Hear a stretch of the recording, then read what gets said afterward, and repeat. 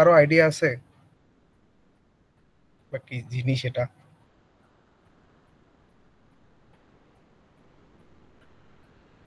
কেউ বলতে পারবেন?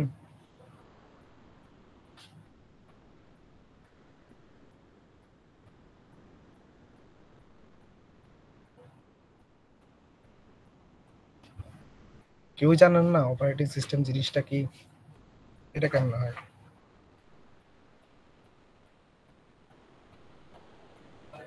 আচ্ছা, আপনারা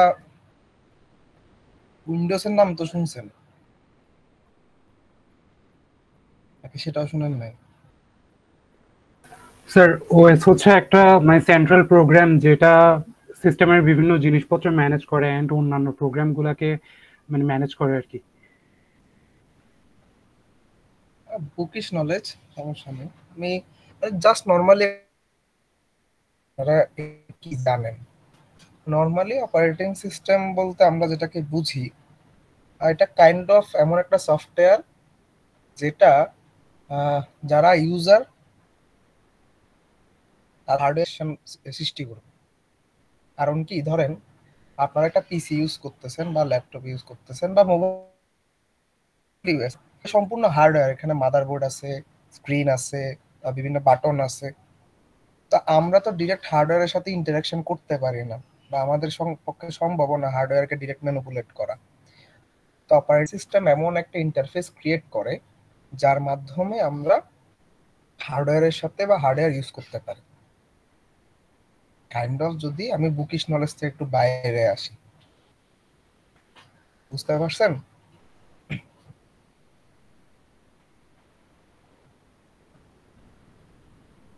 নাকি ক্লাসে আছেন কি নাই, আমি কিছু ইয়েস হ্যাঁ স্যার। জি স্যার, বুঝতে পারছি। আচ্ছা আচ্ছা, আমাদের তাইলে অপারেটিং সিস্টেমের অবজেক্টিভটা কি? তো described the general organisation of a computer system and the role of interrupts. Interrupts কি জিনিস আমরা সামনে গিয়ে বুঝবো, জাস্ট কিওয়ার্ড এগুলো সব আমাদের জন্য এখন।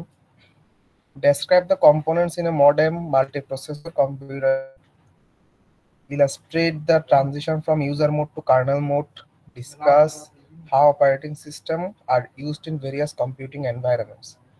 এখানে প্রতিটা জিনিসেই আমাদের মতে, আমার মতে বা আমার মনে হয় যে আপনারা অনেকজনে জানেন, অনেকজনে জানেন না। এগুলা ফার্দার আমরা যখন যাব বা ডিপ ইন কোর্সে যখন যাব, তখন আস্তে আস্তে প্রতিটা ওয়ার্ডের মিনিং গুলো বুঝবো। তাই এখন মাথায় প্রেশার নেওয়া দরকার নেই প্রথম দিকের জিনিসপাতিগুলো। তো অপারেটিং সিস্টেমটা কি, আমি ক্লাসের শুরুতে যেটা নিয়ে কথা বলতেছিলাম, an operating system is fill in the gaps বা ব্ল্যাঙ্কস ওইটাই, মানে এমন একটা ব্ল্যাঙ্ক, অর্থাৎ আমরা হার্ডওয়্যারকে ডিরেক্ট ম্যানিপুলেট করতে পারি না, হার্ডওয়্যারের সাথে ডিরেক্ট কমিউনিকেশন আমাদের পক্ষে সম্ভব না। তো ওএস হচ্ছে আমাদের ওইরকম একটা ইন্টারফেস যেটা আমাদের সাহায্য করে। বা আপনাদের মধ্যে যে প্রথমে বললেন যে হার্ডওয়্যারের বিভিন্ন যে কম্পোনেন্ট আছে ওদেরকে ম্যানেজ করতে সাহায্য করে, তাহলে ম্যানেজ করবে কার সাপেক্ষে? একজন ইউজারের সাপেক্ষে। অর্থাৎ ইউজার যেরকম চাচ্ছে বা যেটা দরকার তার, সে দরকার অনুযায়ী সে কি করবে? অপারেটিং সিস্টেম হার্ডওয়্যারের বিভিন্ন রিসোর্স ম্যানেজ করবে। তো আমার যে কথা, এখন যে কথাটা বললাম সেটাই বুকিশ ডেফিনেশন। কিন্তু আমি বুকিশ ডেফিনেশন তেমন মনে রাখতে পারি না, তা আমি এক্সপেক্ট করি না আপনারাও মনে রাখবেন। তো বুকিশ নলেজ দরকার আছে, কিন্তু আমার পরীক্ষায় বা আমার কোর্সের পরীক্ষাটা আপনাকে হুবহু বইয়ের মতো লিখতে হবে না। তো টপিকটা বা জিনিসটা যদি বুঝেন, তাহলে আপনি আপনার মতো করে লিখেন, আমাকে বুঝাতে পারলে হবে যে আপনি বুঝছেন। আমি কিছুক্ষণ আগেই বললাম যে অপারেটিং সিস্টেম একটা একটা ইন্টারফেসের মতো কাজ করে কার কার মধ্যে? একজন ইউজার এবং কম্পিউটার বা যে কোনো একটা ডিভাইসের হার্ডওয়্যারের মাঝখানে। তো উদাহরণ হিসেবে কি বলা যায়, যেমন আপনারা যে ল্যাপটপে বা কম্পিউটারে উইন্ডোজ ইউজ করেন, বা যদি কারো থেকে অ্যাপেলের ডিভাইস থাকে তাহলে ম্যাক বা ম্যাক ওএস ইউজ করেন। আর কেউ যদি অ্যান্ড্রয়েড মোবাইল চালান, মানে স্মার্ট ডিভাইস যেগুলো আছে, সেখানে অ্যান্ড্রয়েড অপারেটিং সিস্টেম হিসেবে কাজ করে। যদি কেউ আইফোন চালান তাহলে হচ্ছে ওদের যে আইফোনের ওএস আছে সেটাই আপনাকে সেটা আপনার জন্য অপারেটিং সিস্টেম হিসেবে কাজ করতেছে। তো এটা জাস্ট একটা ইউজার ইন্টারফেস, যেটা আপনার কম্পিউটারের হার্ডওয়্যার এবং আপনার মাঝখানে একটা ব্রিজ ক্রিয়েট করে। তো ডেফিনেশনটা হচ্ছে program that acts as an intermediary between a user of a computer and the computer hardware. এমন একটা ইন্টারমিডিয়েটারি সিস্টেম, এমন একটা ইন্টারফেস যেটা আপনার এবং আপনি যেটাকে ব্যবহার করতেছেন তার মাঝখানে একটা ব্রিজ সৃষ্টি করে। অপারেটিং সিস্টেমের গোলটা কি? Execute user programs and make solving user problems easier. যেমন ধরেন আপনি কাউকে ইমেল করবেন বা আমাকে ইমেলটা করবেন, তো অপারেটিং সিস্টেম আপনাকে ইন্টারফেসটা দিচ্ছে যার মাধ্যমে আপনি ইমেলের অ্যাপটা ওপেন করতে পারবেন, দেন ওই অ্যাপ থেকে আমাকে মেইলটা করতে পারবেন। তো এখানের মধ্যে কি কি রিসোর্স লাগতেছে ব্যাকগ্রাউন্ডে সেটা আপনার জানার দরকার নাই।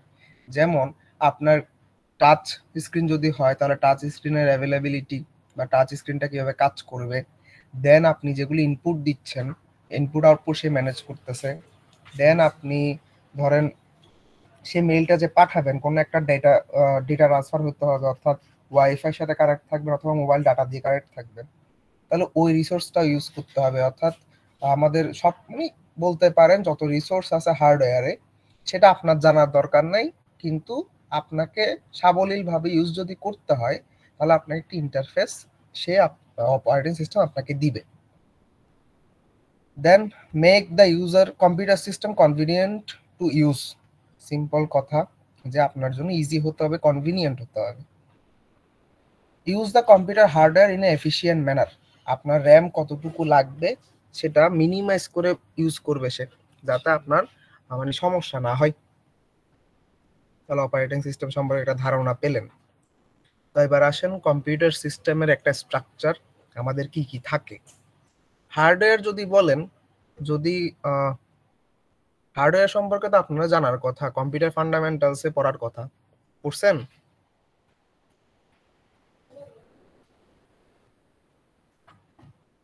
কম্পিউটার ফান্ডামেন্টালসে পড়ছেন হার্ডওয়্যার সম্পর্কে, বা কি কি হার্ডওয়্যার আছে জানতে পারছিলেন?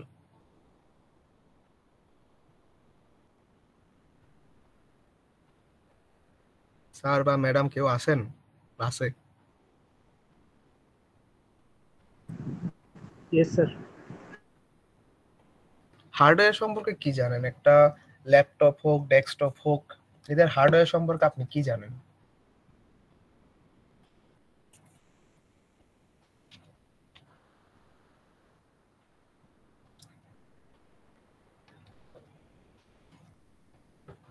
বলতে পারবেন কি কি হার্ডওয়্যার আছে? একটা মনে করেন একটা ডেস্কটপ সিস্টেম বা একটা যদি বলি ল্যাপটপে কি কি হার্ডওয়্যার আছে,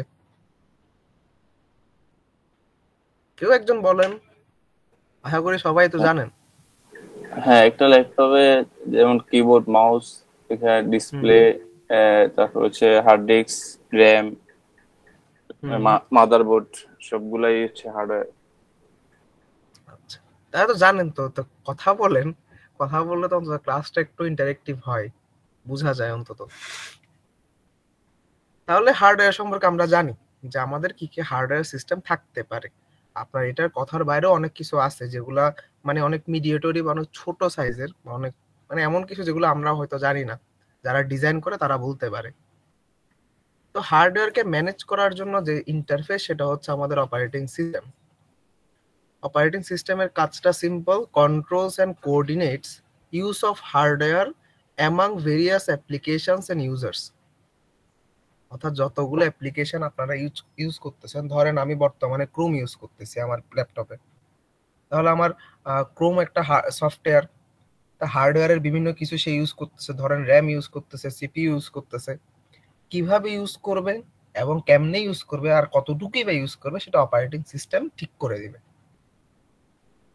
তারপর application programs define the ways in which the system resources are used to solve computing problems of the user.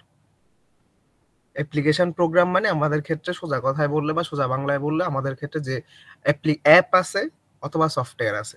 কম্পিউটারের ক্ষেত্রে বললে সফটওয়্যার, মোবাইলের ক্ষেত্রে বললে অ্যাপ। যেমন কিছুক্ষণ আগেই বললাম ক্রোম, এটা একটা ওয়েব ব্রাউজার। তো সে কিভাবে ইউজ করবে সেটাও অপারেটিং সিস্টেমে নির্ধারণ করে দেয়। আর আমাদের কম্পিউটার সিস্টেম ইউজারকে আমরা নিজেরা, অথবা যদি কোনো সার্ভার মেশিন বা এরকম কিছু বলেন তাহলে মেশিন নিজে, বা যদি কেউ রিমোটলি আরেকটা কম্পিউটারকে হ্যান্ডেল করে তাহলে সেটাও হতে পারে। তাই এখানে people, machines and other computers বলা আছে। তাহলে কম্পিউটার সিস্টেম আর্কিটেকচার বা স্ট্রাকচার সম্পর্কে বোঝা গেল। তাহলে এবার আসি কম্পোনেন্টস অফ দ্য ইউজার কিভাবে মানে কাজ করে। এটার একটা অ্যাবস্ট্রাক্ট ভিউ, অর্থাৎ এটা বেসিক একটা ভিউ যেটা দিয়ে বোঝা যায় যে কোন পজিশনে কে থাকে। তো যদি একটু গ্রাফের দিকে বা প্লটেরটার দিকে একটু খেয়াল করেন, ড্রয়িংটার দিকে, দেখবেন সবার আগে উপরে আছে ইউজার। এ কি করতেছে? এ হচ্ছে কমান্ড দেয়। এখন কমান্ডটা কার মাধ্যমে দিবে বা কাকে দিবে, সেটা হচ্ছে কোনো অ্যাপ্লিকেশন প্রোগ্রামকে দিবে। যেমন অ্যাপ্লিকেশন প্রোগ্রামকে আমি এখন বলতেছি যে আমি একটা মিটে ঢুকবো, মিটিং এর লিংকে ঢুকবো, আমি এই ওয়েব ব্রাউজার দিয়ে ঢুকবো। আপনারাও যেমন আছেন, হয়তো কেউ মোবাইলে আছেন বা কেউ পিসিতে আছেন। তাহলে অ্যাপ্লিকেশন প্রোগ্রামগুলো হচ্ছে ওই অ্যাপটা যেটা আপনি ইউজ করেন। এবং অ্যাপ্লিকেশন সিস্টেম বা সফটওয়্যার গুলা কখনোই কম্পিউটার হার্ডওয়্যারকে ম্যানেজ করতে পারে না। এটার জন্য মাঝখানে যে ব্রিজটা দরকার সেটাই আমাদের অপারেটিং সিস্টেম বা ওএস, এবং এটার মাধ্যমে কম্পিউটার হার্ডওয়্যারের সাথে সে কমিউনিকেট করে থাকে। এটাই আমাদের ওভারঅল কম্পিউটার সিস্টেমের একটা অ্যাবস্ট্রাক্ট ভিউ বা আর্কিটেকচার বলতে পারেন। অপারেটিং সিস্টেম কি কাজ করে এটা নির্ভর করে হচ্ছে আপনি কোন দিক থেকে দেখতেছেন। আপনি কি হার্ডওয়্যারের সাইড থেকে দেখতেছেন নাকি আপনি একটা ইউজারের পার্সপেক্টিভ থেকে দেখতেছেন। সেকেন্ড পয়েন্ট দেখেন, user want convenience, ease of use and good performance, don't care about resource utilization. মানেটা কি স্যার এটার? আপনি যখন কোনো ল্যাপটপ বা ডেস্কটপ বা মোবাইল ইউজ করেন, সেটা আপনার দরকার হচ্ছে কতটুক ইজি, কতটুক স্মুথলি চলতেছে, গেম খেলার সময় আটকে যাচ্ছে কিনা, ল্যাগ করতেছে কিনা, এফপিএস গুলো ঠিক আছে কিনা, অথবা আপনি যে সফটওয়্যার ইউজ করতেছেন ওটা হ্যাং করতেছে কিনা। এগুলো যদি না হয় ডিভাইসটা আপনার জন্য ভালো। এখন কোনো মনে করেন কোনো সিস্টেম বা কোনো একটা ডিভাইসে অনেক জিনিসপাতি আছে, মনে করেন র্যাম হচ্ছে ধরেন 8 জিবি বা 16 জিবি র্যাম, অনেক বেশি স্টোরেজ আছে, ধরেন 256 জিবি স্টোরেজ আছে, এটা মোবাইলের ক্ষেত্রে বলতেছি। কিন্তু তাও হ্যাঁ বলেন কি বলতেছেন?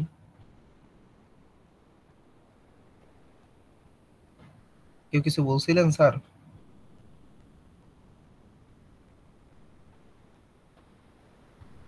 না স্যার, ভুলে একজনের হয়তো মাইক অন হয়ে গেছিল। আচ্ছা, আবার একটু পড়ায় আসি। সোজা কথায় বলতে গেলে আমাদের র্যাম রোম কত আছে ওইটা আমার জন্য তত বেশি ম্যাটার করে না। যেটা বেশি ম্যাটার করে সেটা হচ্ছে আমি কত বেশি ইজিলি ইউজ করতে পারতেছি। তাই বলছে ইউজার ওয়ান্ট কনভিনিয়েন্স, অর্থাৎ আমার কাজের জন্য সেটা ইজি হতে হবে, ইজ অফ ইউজ এবং গুড পারফরমেন্স। আমি চাচ্ছি আমি যাতে গেমটা ভালো করে খেলতে পারি, বা আমি চাচ্ছি আমার অফিসের কাজ যাতে স্মুথলি হয়, থেমে থেমে যাতে না হয়। তো আমার র্যাম বা রোম বা সিপিইউ সে কিভাবে মেনটেন করে আমাকে এটা পারফরমেন্সটা দিবে সেটার উপর আমার কোনো মাথা ব্যথা নাই। এই কারণেই প্রথমে বলা হয়েছে অপারেটিং সিস্টেম পয়েন্ট অফ ভিউর উপর ডিপেন্ড করে। যেমন বর্তমানে যে উইন্ডোজ সিস্টেম আছে সেটা কিন্তু ভালো, ভালো রিসোর্স ম্যানেজমেন্ট করে, অনেক রিচ। কিন্তু বর্তমান মানে উইন্ডোজটা অনেক বেশি ল্যাগি, অনেক বেশি স্লো। ম্যাক ওএস যেখানে অনেক বেশি স্মুথ, বা লিনাক্স যেখানে অনেক বেশি স্মুথ। তো এই জন্যই আমাদের পয়েন্ট অফ ভিউটা ম্যাটার করতেছে। থার্ড পয়েন্টটা দেখেন, but shared computer such as main frame or mini computer must keep all users happy. তো মেইন ফ্রেম কম্পিউটার বা মিনি কম্পিউটার জিনিসগুলা কি? মেইন ফ্রেম কম্পিউটার হচ্ছে, আপনারা সার্ভার সম্পর্কে কেউ কিছু জানেন? সার্ভার নিয়ে কারো কোনো আইডিয়া আছে স্যার? Yes sir. জিনিসটা কি স্যার? সার্ভার হচ্ছে বেসিক্যালি একটা কম্পিউটার যেটা হচ্ছে আপনার মানে অলওয়েজ রানিং থাকে, অ্যান্ড ওখানে একটা স্টেবল ওএস থাকে, অ্যান্ড ওটা হচ্ছে বেসিক্যালি আপনার ওয়েবে বিভিন্ন ডেটা ট্রান্সফার করা এই টাইপের কাজগুলোর জন্য ইউজ হয়ে থাকে। সার্ভার হচ্ছে কাইন্ড অফ, আমরা বলতে পারি আমরা যে রিকোয়েস্ট গুলা করতেছি সেই রিকোয়েস্টের বেসিসে সে আমাকে কিছু পাঠাবে, কাইন্ড অফ ওই রকম আমরা যদি নর্মালি বুঝতে চাই। তো ওখানে যে সিস্টেমটা ইউজ হয় তার সেটা হচ্ছে মেইন ফ্রেম, অর্থাৎ কম্পিউটারগুলো বিশাল, অনেকগুলা সিপিইউ ক্লাস্টারের সাথে গঠিত, অনেকগুলা মাদারবোর্ড, অনেকগুলা হার্ড ডিস্ক, মানে বিশাল। বলতে গেলে একটা একটা সার্ভার কম্পিউটার বিশাল হয়, বা সার্ভারের একটা রুম থাকে যেখানে অনেকগুলা পিসি একসাথে চলতেছে। তো এটা একটা মেইন ফ্রেমের সাথে কানেক্টেড থাকে, অর্থাৎ সবগুলো নিজেদের মধ্যে ইন্টারকানেক্টেড। তো এদের কাজ হচ্ছে রিসোর্স ইউটিলাইজ যত ভালো করে আমি সবার যাতে খুশি করতে পারি। কেমন স্যার? ধরেন আমরা যে ফেসবুক গুলা ইউজ করি বা ফেসবুকের অ্যাপ ইউজ করতেছি, ওখানে মেসেজ পাঠাচ্ছি না, মেসেঞ্জার ইউজ করতেছি না, সেখানের মধ্যে আমি মেসেজ পাঠানোর সময় দেখতেছি স্টপ হয়ে গেছে অথবা যাচ্ছে না, অথবা ধরেন মাঝে মধ্যে ক্র্যাশ করে। তো সেগুলোর জন্য তো আমাদের সমস্যা, বা আমরা তো তখন ফেসবুকে ধরে গালি দিই যে কি বানাইছে না কি বানাইছে, তা আমরা কিছু করতে পারতেছি না, কোনো মেসেজ যায় না, কিছু না। মাঝে একবার হয়েছিল। তো এটা হচ্ছে সব ইউজারকে হ্যাপি রাখার তাদের হচ্ছে কর্তব্য। অর্থাৎ ধরেন 500 জনের মধ্যে একজনও যদি সিস্টেমের এরকম যদি কেউ ক্র্যাশ পায়, তাহলে সে ধরে তারে গালি দিবে এবং সে সুন্দর মতো তারে বিভিন্ন ধরনের মানে ইস্যু রিপোর্ট করবে। তো সে এইসব কম্পিউটারের ক্ষেত্রে সকল ইউজারকে খুশি রাখা দরকার। এইসবের জন্য অপারেটিং সিস্টেমটা অত বেশি স্মুথ হতে হয় এবং তত বেশি রিসোর্স ইউটিলাইজ করতে পারতে হয়।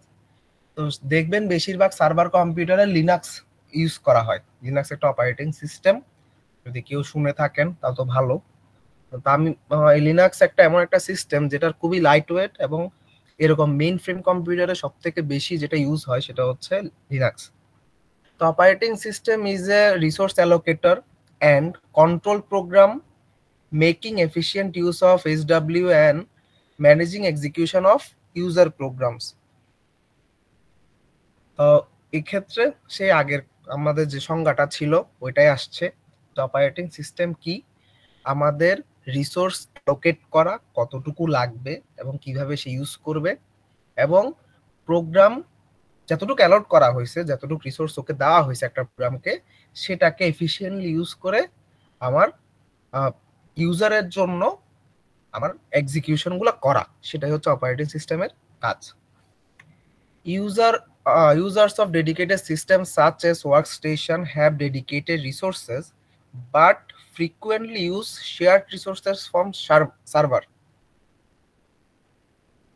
এটাও কিছুক্ষণ আগে যেটা কথা বলতেছিলাম সেম জিনিস। ওয়ার্কস্টেশন গুলার ডেডিকেটেড কিছু রিসোর্স থাকে, কিন্তু তাদের অনেকগুলো রিসোর্স তারা সার্ভার থেকেও ইউজ করে থাকে। সার্ভার হচ্ছে সেই মেইন ফ্রেম কম্পিউটার যেটা। Mobile devices like smartphones and tablets are resource poor, optimized for usability and battery life. Sir এটা কেন কথা? আমাদের রিসোর্স পুয়ার কেন বলতেছেন? ধরেন আমাদের যে ল্যাপটপ বা ডেস্কটপ আছে, ওখানে সিপিইউটা যে পরিমাণ পাওয়ারফুল, আপনাদের মোবাইল অত বেশি পাওয়ারফুল সিপিইউ দেওয়া হয় না। তো বলতে পারেন স্যার বর্তমানে যেগুলো আছে মনে করেন মিডিয়াটেকের যেগুলো নতুন চিপ আসছে বা স্ন্যাপড্রাগন 8 এলিট, এগুলোও স্যার এত বেশি পাওয়ারফুল না। ইন্টেলের i7 বা i9 বা এএমডির X9800XD যেগুলো আছে, ওগুলোর তুলনায় ওইসব চিপগুলা কিছুই না। ওইসব যেগুলা ওরা পারফর্ম করতে পারে ওই চিপগুলা, তার সাপেক্ষে একটা স্মার্ট ডিভাইসের সিপিইউ সেগুলো কিছুই করতে পারে না। সিপিইউ অর্থাৎ মোবাইলের জন্য বা স্মার্ট ডিভাইস গুলোর জন্য আপনাদের সিপিইউ যেগুলো দেওয়া হয় সেগুলো হচ্ছে ব্যাটারি অপটিমাইজ করা, অর্থাৎ সে কাজ করবে কিন্তু ব্যাটারি যাতে ড্রেন কম হয়। আর এরপর এই লাইনটাও জানেন, মোবাইল ইউজার্স ইন্টারফেসেস সার্চ as touch screen voice recognition, এগুলো আপনারা ইউজ করতেছেন আশা করি জানেন সবাই। Some computers have little or no user interface, such as embedded computers in devices and automobiles. আর কিছু কিছু কম্পিউটার আছে যার কোনো স্ক্রিনে নেই বা কোনো ইন্টারফেসে নেই, তার সাথে কমিউনিকেট করার কোনো জায়গা নেই। এগুলা কোনো ইউজার থেকে কমান্ড নিয়ে কাজ করে না, এরা নিজেরা কাজ করে, ইউজারের কমান্ডের উপর নির্ভরশীল থাকে না। যদি পারেন এটা একটু খুঁজে দেখিয়েন এটা কোথায় ইউজ করা হয়। এরপর আসেন, অপারেটিং সিস্টেমের অনেকগুলো রোল আছে, যেমন কারণ কি এবং যেমন বলতে পারেন বিকজ অফ মিরা myriad design and uses of OS, operating সিস্টেমের কাজ অনেক ভিন্ন বা এটার ইউজ কেস অনেক বেশি। যেমন কিছুক্ষণ আগে একটা দেখলাম যে মোবাইল ডিভাইস একরকম ভাবে কাজ করতেছে, সে ব্যাটারি লাইফকে সেভ করার চেষ্টা করতেছে। আমাদের যে ডেস্কটপ বা ল্যাপটপ আছে ওখানে বেশি পারফরমেন্স বেস হয়ে যায়। আবার কিছু কিছু জায়গা আছে যেখানে কোনো ইন্টারফেসে নাই, নিজে নিজে চলতেছে। তো অপারেটিং সিস্টেমের ডিজাইন এবং ইউজ কেসের বেসিসে অপারেটিং সিস্টেমের রোলগুলা ভিন্ন ভিন্ন দেখা যায়। যেমন বর্তমান অপারেটিং সিস্টেম দিয়ে আমরা শিপ, স্পেসক্রাফট, গেম মেশিনস, বর্তমান গুগল টিভি বা যেগুলো অ্যান্ড্রয়েড টিভি আছে ওগুলা, এবং ইন্ডাস্ট্রিয়াল কন্ট্রোল সিস্টেম, যদি কেউ কোনো স্টিল ফ্যাক্টরি বা ওরকম কোনো ফ্যাক্টরিতে গিয়ে থাকেন দেখবেন ওখানেও ডিভাইসগুলা কোনো একটা ইন্টারফেসের মাধ্যমে কন্ট্রোল করা হচ্ছে, ওইটাও একটা ওএস। তো তাদের ইউজ কেস ভিন্ন ভিন্ন। তো এটা কখন আবিষ্কার করা হয়? Born when fixed use computers for military became more general purpose and needed resource management and program control. অর্থাৎ আমাদের যে বর্তমান কম্পিউটার সিস্টেম বা কম্পিউটারের যে ইউজ কেস সেটা আগে এরকম ছিল না। আগে ইউজ করা হতো মিলিটারি ইন্টেলিজেন্স এবং মিলিটারি ট্রান্সফারের জন্য, কিন্তু পরবর্তীতে যখন মোটামুটি মানুষজন ইউজ করা শুরু করতেছে তখন বেটার রিসোর্স ম্যানেজমেন্ট দরকার ছিল। কারণ আগের জন্য অত রিসোর্স ম্যানেজমেন্ট নিয়ে কেমন কোনো চিন্তা নাই, তারা জাস্ট ইনফরমেশন এক জায়গা থেকে অন্য জায়গায় পাঠাতে পারলে হয়েছে। তো যত বেশি আমাদের কি বলতাম জেনারেল পারপাস হয়েছে, অর্থাৎ জেনারেলি যত মানুষ ইউজ করা শুরু করছে তখন থেকে মেইনলি অপারেটিং সিস্টেমের বিল্ড করা এবং অপটিমাইজেশন শুরু হয়েছে। অপারেটিং সিস্টেমের ইউনিভার্সালি কোনো ডেফিনেশন নাই, অর্থাৎ এটা যেহেতু আগেই বলা আছে যে পয়েন্ট অফ ভিউ থেকে ডিপেন্ড করে, প্লাস হচ্ছে এর ইউজ কেস অনুযায়ী ডিপেন্ড করে, তো সে কারণে অপারেটিং সিস্টেমের তেমন বেসিক কোনো ডেফিনেশন নাই। আমরা যেটা আগে বলছি সেটাও আমরা বলতে পারি যে এমন একটা ইন্টারফেস যেটা ইউজার এবং হার্ডওয়্যারের মাঝখানে একটা ব্রিজ তৈরি করে নরমালি। দা ওয়ান, এটাকে আরেকভাবে অনেকজনে বলছে the one program running at all times on the computer. তো যেটা সবসময় রানিং থাকে সেরকম একটা সিস্টেমের নাম হচ্ছে কার্নালও বলে, কার্নেলও বলে। তো কার্নেল জিনিসটা সম্পর্কে কারো আইডিয়া আছে বা কেউ শুনছেন এই ওয়ার্ডটা?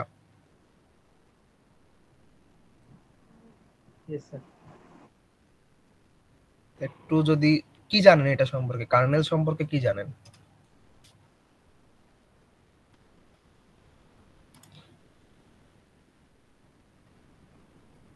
বলতে পারেন, সমস্যা তো নেই, আমরা তো আর ভুল শুদ্ধ আজকে তো ডেফিনেশন করতেছি না বা মার্ক দিচ্ছি না, আপনি যা জানেন তাই বলেন।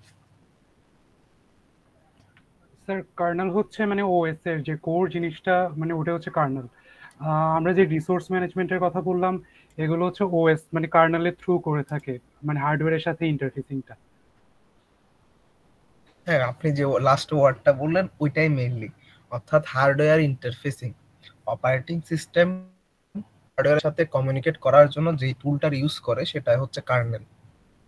অপারেটিং সিস্টেম নিজেও একটা সফটওয়্যার, তো সে কমিউনিকেট করার জন্য ওরে একটা টুল, সেটা হচ্ছে কার্নেল বা অপারেটিং সিস্টেমের একটা পার্ট, সেটা হচ্ছে কার্নেল, যে স্পেসিফিক্যালি হার্ডওয়্যারের সাথে কমিউনিকেট করে বা হার্ডওয়্যার রিসোর্সগুলো আসলে ম্যানেজ করে ফিজিক্যালি। অর্থাৎ অপারেটিং সিস্টেম কন্ট্রোলটা করে, কিন্তু কন্ট্রোলটা বা কমান্ডটা দেওয়া হয় কার্নেলকে এবং কার্নেল ওটা অপারেট করে থাকে বা ফিজিক্যালি ওই জিনিসগুলো আসলে মুভ করে হচ্ছে কার্নেল।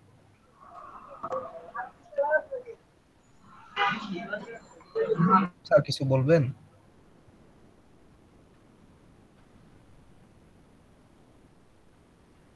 তাহলে আমরা আগেই একটু সামনে যাই। তো everything else is either a system program অথবা একটা অ্যাপ্লিকেশন প্রোগ্রাম। অর্থাৎ আপনারা কম্পিউটারে বা মোবাইলে যাই করতেছেন সেটা দুই ভাগের মধ্যে পড়ে, হয় সেটা সিস্টেম প্রোগ্রাম হবে, না হলে অ্যাপ্লিকেশন প্রোগ্রাম হবে। তাহলে সিস্টেম প্রোগ্রাম কোনটা কোনটাকে বলতে পারি। প্রথম, আপনারা যদি কেউ উইন্ডোজ ইনস্টল করে থাকেন তারা ডিভাইস ম্যানেজার ইউজ করে থাকবেন আশা করি। ডিভাইস ম্যানেজার হচ্ছে কি কি ড্রাইভার ইনস্টল করবেন না করবেন, তারপর হচ্ছে আপনার কি বলতো আপনার হার্ড ডিস্কটাকে পার্টিশন কয় ভাগে করবেন, কোনটাকে আপনার প্রাইমারি পার্টিশন হিসেবে দেখাবেন, এক্সেট্রা। এগুলো সবগুলো আপনার অপারেটিং সিস্টেমের সাথে আসে, অর্থাৎ যেগুলো দিয়ে আপনি রিসোর্স ম্যানেজ করতে পারেন। আর অ্যাপ্লিকেশন প্রোগ্রাম যেমন আপনার ভিএলসি মিডিয়া প্লেয়ার হতে পারে, আপনার যেগুলো গেম খেলতেছেন সেগুলো হতে পারে, আপনার ওয়েব ব্রাউজার হতে পারে, এগুলো সবগুলো হচ্ছে অ্যাপ্লিকেশন সিস্টেম বা অ্যাপ্লিকেশন প্রোগ্রাম। বর্তমান ওএস যেগুলা বা জেনারেল পারপাস ওএস যেগুলা, সেগুলা মিডলওয়্যার ইনক্লুড করে, মানে মিডলওয়্যার ইনক্লুড করে যাতে আরো ইজিলি সে ম্যানেজমেন্ট গুলা করতে পারে। A set of software frameworks that provide additional services to application developers such as database, multimedia, graphics. অর্থাৎ বর্তমান ওএস গুলোর সাথে কিছু এক্সট্রা টুল আসে বা এক্সট্রা বলতে পারেন সফটওয়্যার আসে, যেগুলোর মাধ্যমে আমরা ডেটাবেস ম্যানেজমেন্ট বা মাল্টিমিডিয়া ম্যানেজমেন্ট বা গ্রাফিক্স ম্যানেজমেন্ট করতে পারি। সবথেকে একটা ভালো উদাহরণ কি, এনভিডিয়ার যে সফটওয়্যার আছে সেটা। এনভিডিয়া মনে করেন যদি কেউ ইউজ করে থাকেন, জিপিইউ ইউজ করে থাকেন, তাদের গ্রাফিক্সকেও ম্যানেজ করা যায়। অর্থাৎ আপনার স্ক্রিনের কোয়ালিটি কেমন হবে, স্ক্রিনে যেটা দেখতেছেন তার কোয়ালিটি কেমন হবে, সেটাও এটা দিয়ে ডিফাইন করা যায়। এবার একটু ভিতরে ঢুকি। এতক্ষণ যা বকবক করলাম সেগুলো হচ্ছে নর্মাল বা একদম উপরের থেকে দেখার মতো। একটু ভিতরে যাই। হ্যাঁ স্যার বলেন।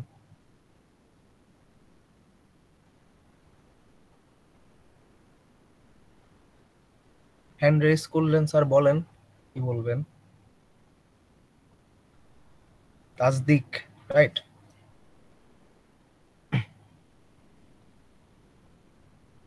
স্যার কিছু বলবেন? ওকে, তো আমরা একটু ভিতরে যাই। তো কম্পিউটার সিস্টেমের অর্গানাইজেশন সম্পর্কে একটু দেখি। কম্পিউটার সিস্টেমের অপারেশন বা এটা কাজটা কি বা কিভাবে করে। তো আমাদের যে হার্ডওয়্যার সিস্টেমগুলো আছে একদম শুরুতে যেগুলো বললাম বা আপনারা যেগুলো বললেন, সেখানের মধ্যে অনেক জিনিসপাতি আছে। যেমন আমরা যদি ভাগ করি, আমাদের মনিটর একটা হার্ডওয়্যার, যদি কেউ প্রিন্টার ইউজ করে থাকে প্রিন্টার একটা হার্ডওয়্যার, কিবোর্ড, মাউস, তারপর হচ্ছে ডিস্ক বলতে আপনার হার্ড ডিস্ক বা রোম যে বলতে পারেন, তো এগুলাও আমাদের হার্ডওয়্যারের মধ্যে পড়তেছে। তো অপারেটিং সিস্টেম বা কম্পিউটার সিস্টেমের মধ্যে এগুলা বিভিন্নভাবে কানেক্টেড, অর্থাৎ এদেরকে ইউজ করার জন্য ভিন্ন ভিন্ন জিনিসপাতি লাগে। কিরকম স্যার? মনিটরকে ইউজ করার জন্য একটা গ্রাফিক্সের অ্যাডাপ্টার দরকার, অর্থাৎ গ্রাফিক্স ম্যানেজার জন্য আলাদা একটা টুল আছে অপারেটিং সিস্টেমের কাছে, যেটা দিয়ে সে মনিটর বা ইন্টারফেসিং যাদের সাথে হয়, বা যেমন ধরেন আপনাদের ক্লাসরুমে আপনাদের প্রজেক্টর আছে, বা আমাদের ক্ষেত্রে আমাদের ল্যাপটপের মনিটর আছে, মোবাইলের ক্ষেত্রে স্ক্রিন আছে, এগুলা গ্রাফিক্স অ্যাডাপ্টারের মাধ্যমে কানেক্টেড থাকে। বিভিন্ন ধরনের যেগুলি পেরিফেরাল ডিভাইস আছে যেমন প্রিন্টার, মাউস, কিবোর্ড, এগুলা ইউএসবি কন্ট্রোলারের মাধ্যমে কানেক্টেড। ইউএসবি কন্ট্রোলারের মাধ্যমে কানেক্টেড বলতে স্যার, আপনারা পিসির মধ্যে কখনো মাউস কিবোর্ড নিজেরা ইনস্টল করছেন বা নিজেরা লাগাইছেন? কেউ আছেন?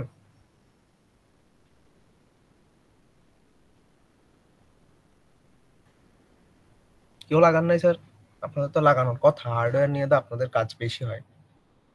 স্যার কোয়েশ্চেনটা বুঝি নেই, মানে কি ইউএসবিটা প্লাগ ইন করা এটাই? হ্যাঁ হ্যাঁ, জাস্ট ইনস্টল করা মানে সিস্টেমের সাথে লাগানো বা সিস্টেমের ইনক্লুড করা, করছেন হ্যাঁ তো স্যার, আশা করি। এটা করাই স্যার। এটাই বলতেছি জাস্ট নরমালি। তো ইউএসবি কন্ট্রোলারের মাধ্যমে ইউএসবি এর সাথে কানেক্টেড যে ডিভাইসগুলো আছে ওগুলা কন্ট্রোল করা পসিবল। তারপর আসি হচ্ছে ডিস্ক। ডিস্ক কন্ট্রোলার হচ্ছে হার্ড ডিস্ক ম্যানেজ যারা করে বা যেভাবে ম্যানেজ করা পসিবল। এবং আমাদের সবকিছু যেটার মাধ্যমে হয় সেটা হচ্ছে সিপিইউ। তো সিপিইউ এবং এই যতগুলা কন্ট্রোলার আছে সবগুলো একটা বাসের সাথে কানেক্টেড থাকে, যেটাকে বলা হয় সিস্টেম বাস। এবং সিস্টেম বাস মেমোরির সাথে কানেক্টেড। তো বলতে পারেন স্যার মেমোরি মানে কি স্যার? আমরা তো কিছুক্ষণ আগে পড়লাম হার্ড ডিস্ক বা কি বলতাম এসএসডি যেগুলো আছে সেগুলো ডিস্ক কন্ট্রোলারের মাধ্যমে কানেক্টেড থাকে। এই মেমোরি হচ্ছে স্যার র্যাম। আমরা যে র্যান্ডম অ্যাক্সেস মেমোরি পড়ি, ওই মেমোরি হচ্ছে আমাদের রিয়েল মেমোরি বা প্রাইমারি মেমোরি বলা হয়, এবং সেটা ডেটা ট্রান্সফারের জন্য ইউজ করা হয়। অর্থাৎ ধরেন আপনি কোনো কমান্ড দিছেন, আপনি মাউসে কোনো একটা ক্লিক করছেন, তাহলে মাউসে ক্লিক করার ফলে ইউএসবি কন্ট্রোলার সেটা রিড করবে, সেটা সিস্টেম বাসের মাধ্যমে সিপিইউর কাছে যাবে, এবং সিপিইউ কে যেখানে কমান্ড দেওয়া হয়েছে সে অনুযায়ী সে আপডেট করবে। ধরেন আপনি চাচ্ছেন কোনো একটা ফাইল সি ড্রাইভ থেকে ডি ড্রাইভে যাক, কপি করবেন, তো মাউসের সাথে আপনি কি করলেন, ড্র্যাগ এন্ড ড্রপ করে দিলেন। তাহলে সিপিইউ কমান্ডটা কি দিবে, যে প্রথমে ডিস্কের সি পার্টিশন থেকে ওই ফাইলটা মেমোরিতে আনবে, দেন মেমোরি থেকে নিয়ে সে ডি ড্রাইভে রাখবে, বা উল্টা হতে পারে, সি থেকে ডি অথবা ডি থেকে সি, যেটাই ধরেন না কেন। এবং এই জিনিসটা গ্রাফিক্স অ্যাডাপ্টারের মাধ্যমে আপনাকে সামনে দেখাবে স্ক্রিনে। সবগুলা কাজ কে করতেছে, সিপিইউ করতেছে। মাঝখানে মেমোরি হচ্ছে তার ইন্টারনাল মেমোরি, সেখানে যে জিনিসপাতিগুলো সামান্য কিছুক্ষণ সময়ের জন্য সে স্টোর করবে। এবং এই কমিউনিকেশনটা হচ্ছে কার মাধ্যমে, সিস্টেম বাসের মাধ্যমে। এটাই হচ্ছে ওভারঅল কম্পিউটার সিস্টেমের organization from the basic bird eye view.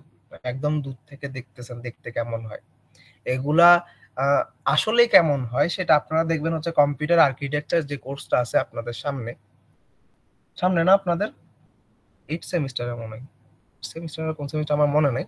Computer architecture যে কোর্সটা পড়বেন ওখানে দেখবেন যেগুলো আসলে কেমনে যায়, সিস্টেম বাস কিভাবে কাজ করে, অ্যাড্রেস বাস কি জিনিস, ডেটা বাস।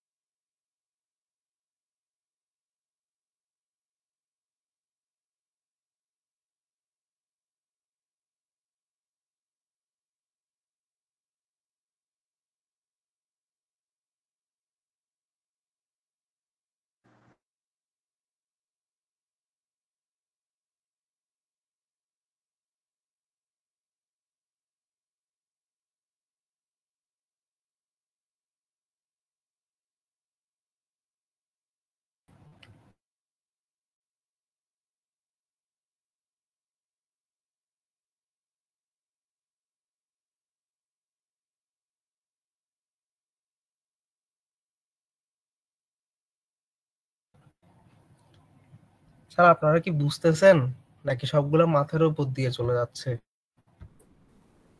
জি স্যার, বুঝতেছি। যদি স্পিডে বলি বা অনেক তাড়াতাড়ি হয়ে যাচ্ছে বলে মনে হয় আমাকে একটু বলবেন। তো বললাম কিছুক্ষণ আগে, ডিসকানেক্ট হয়ে গেছিলাম, তার আগে বলছিলাম হচ্ছে পার্টিকুলার ডিভাইস টাইপকে কন্ট্রোল করার জন্য ডিভাইসের কন্ট্রোলার আছে, যেমন মনিটর কন্ট্রোল করতে পারে ডিভাইস কন্ট্রোলার, সে কখনো ইউএসবি টাইপের সাথে কানেক্টেড ডিভাইসগুলোকে কন্ট্রোল করতে পারবে না। তারপর আসেন, এগুলোও স্যার ইম্পর্টেন্ট আপনাদের, কি বলতাম, সিটি বলেন মিড বলেন, কোয়েশ্চেনটা ইম্পর্টেন্ট। তারপর হচ্ছে প্রতিটা ডিভাইস কন্ট্রোলারের একটা লোকাল বাফার থাকে। লোকাল বাফার বলতে সে কিছু কমান্ড আগে থেকে স্টোর করে রাখতে পারে বা কিছু ইনফরমেশন স্টোর করে রাখতে পারে, সেটাই হচ্ছে বাফার, বা আমাদের ক্ষেত্রে বলি ক্যাশ মেমোরি। অর্থাৎ ধরেন এমন কোনো কমান্ড আপনি অনেকবার দিচ্ছেন বা বারবার একই ডিভাইসের কাছে যাচ্ছে, তাহলে সে যাতে ওইটাকে খুঁজতে না হয়, ওই কমান্ডের রেসপেক্টিভ আউটপুট খুঁজতে না হয়, ও কি করে বাফারের মধ্যে এটা স্টোর করে রেখে দেয়, যাতে আপনি কমান্ড দিলেই সে কাজ করতে পারবে, তাকে খুঁজতে হবে না, অর্থাৎ টাইমটা সেভ করার চেষ্টা করে। তারপর আসেন, each device controller type has an operating system named device driver to manage ইট।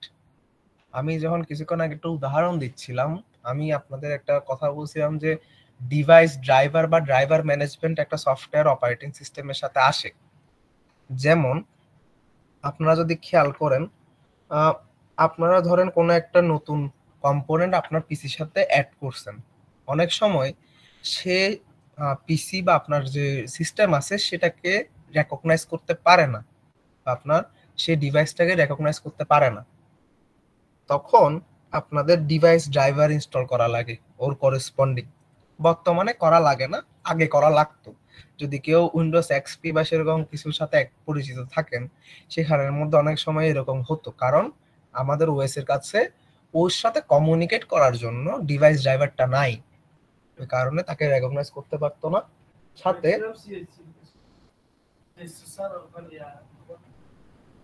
সাথে তার সাথে কমিউনিকেট যেহেতু করতে পারতেছে না, সে তাকে রেকগনাইজও করে না। তো ডিভাইস ড্রাইভারের প্রতিটার জন্য নিজেদের অপারেটিং সিস্টেম আছে। এসব হচ্ছে সে অপারেটিং সিস্টেম যাদের কোনো ইউজার ইন্টারফেস থাকে না, তারা জাস্ট আরেকটা অপারেটিং সিস্টেমের সাথে কমিউনিকেট করে থাকে। এটা গেল। এরপর আসি, CPU moves data from or to main memory to or from local buffers. সে মেইন মেমোরি থেকে ডিভাইস ড্রাইভারের লোকাল বাফারে ডেটা পাঠায়, ওই ডিভাইস ড্রাইভারের লোকাল বাফার থেকে ওর নিজের ডিভাইসের কাছে পাঠাবে। অর্থাৎ অপারেটিং সিস্টেম ডিরেক্ট কোনো ডিভাইসের সাথে কমিউনিকেট করতে পারে না, সে কমিউনিকেট করতে পারে ডিভাইস বাফার পর্যন্ত বা ওই ডিভাইসের লোকাল বাফার পর্যন্ত, এবং ওই লোকাল বাফারের বা ওই ডিভাইস ড্রাইভারের যে অপারেটিং সিস্টেম আছে ওই এই মেইনলি কাজটা করে বাফার থেকে ডিভাইসে পাঠাবে এবং তার সাথে কমিউনিকেট করার চেষ্টা করে। এবং আরেকটা জিনিস মনে রাখবেন, সিপিইউ কখনো সেকেন্ডারি মেমোরির সাথে কমিউনিকেট করে না বা তার কাছে পাঠায় না জিনিসপাতি, সবসময় সে মেইন মেমোরিকে কমান্ডটা দেয়। মেইন মেমোরি বলতে আমাদের র্যামের সাথে সে কমিউনিকেট করতে পারে। এই কারণে দেখবেন যাদের সিপিইউ অনেক ভালো কিন্তু র্যামের পরিমাণ কম, তাদের ডিভাইসটা স্লো, কারণ সে অনেক বেশি কমান্ড দিচ্ছে, মেইন মেমোরি অতটুকু হ্যান্ডেল করতে পারতেছে না, অতটুকু জিনিসপাতি রাখতে পারতেছে না। Then second last point, IO বা input output is from the device to local buffer of controller. অর্থাৎ ডিভাইস কন্ট্রোলারের লোকাল বাফারে যে ইনপুট আউটপুট গুলো আসে সেগুলো লোকাল বাফারে স্টোর হয়, দেন সেটা মেইন মেমোরিতে যায় সিস্টেম বাসের মাধ্যমে এবং সিপিইউ সেটাকে দেখতে পারে। Device controller informs CPU that it has finished its operation by causing an interrupt. আপনারা মাইক্রোপ্রসেসর পড়ছেন স্যার? মাইক্রোপ্রসেসর কোর্সটা করা হয়েছে? Yes, sir. তাহলে তো ইন্টারাপ্ট শব্দটা আপনাদের জানার কথা। ইন্টারাপ্ট জিনিসটা মনে আছে? বা মাইক্রোপ্রসেসরে ইন্টারাপ্ট একটা পিন ছিল, এগুলো মনে আছে কি করে? স্যার মাইক্রোপ্রসেসর আসলে কোর্সটা হয়নি আমাদের এখনো। আপনাদের ডিপ্লোমাতে কোনো চিপ নিয়ে কাজ করা হয়েছে?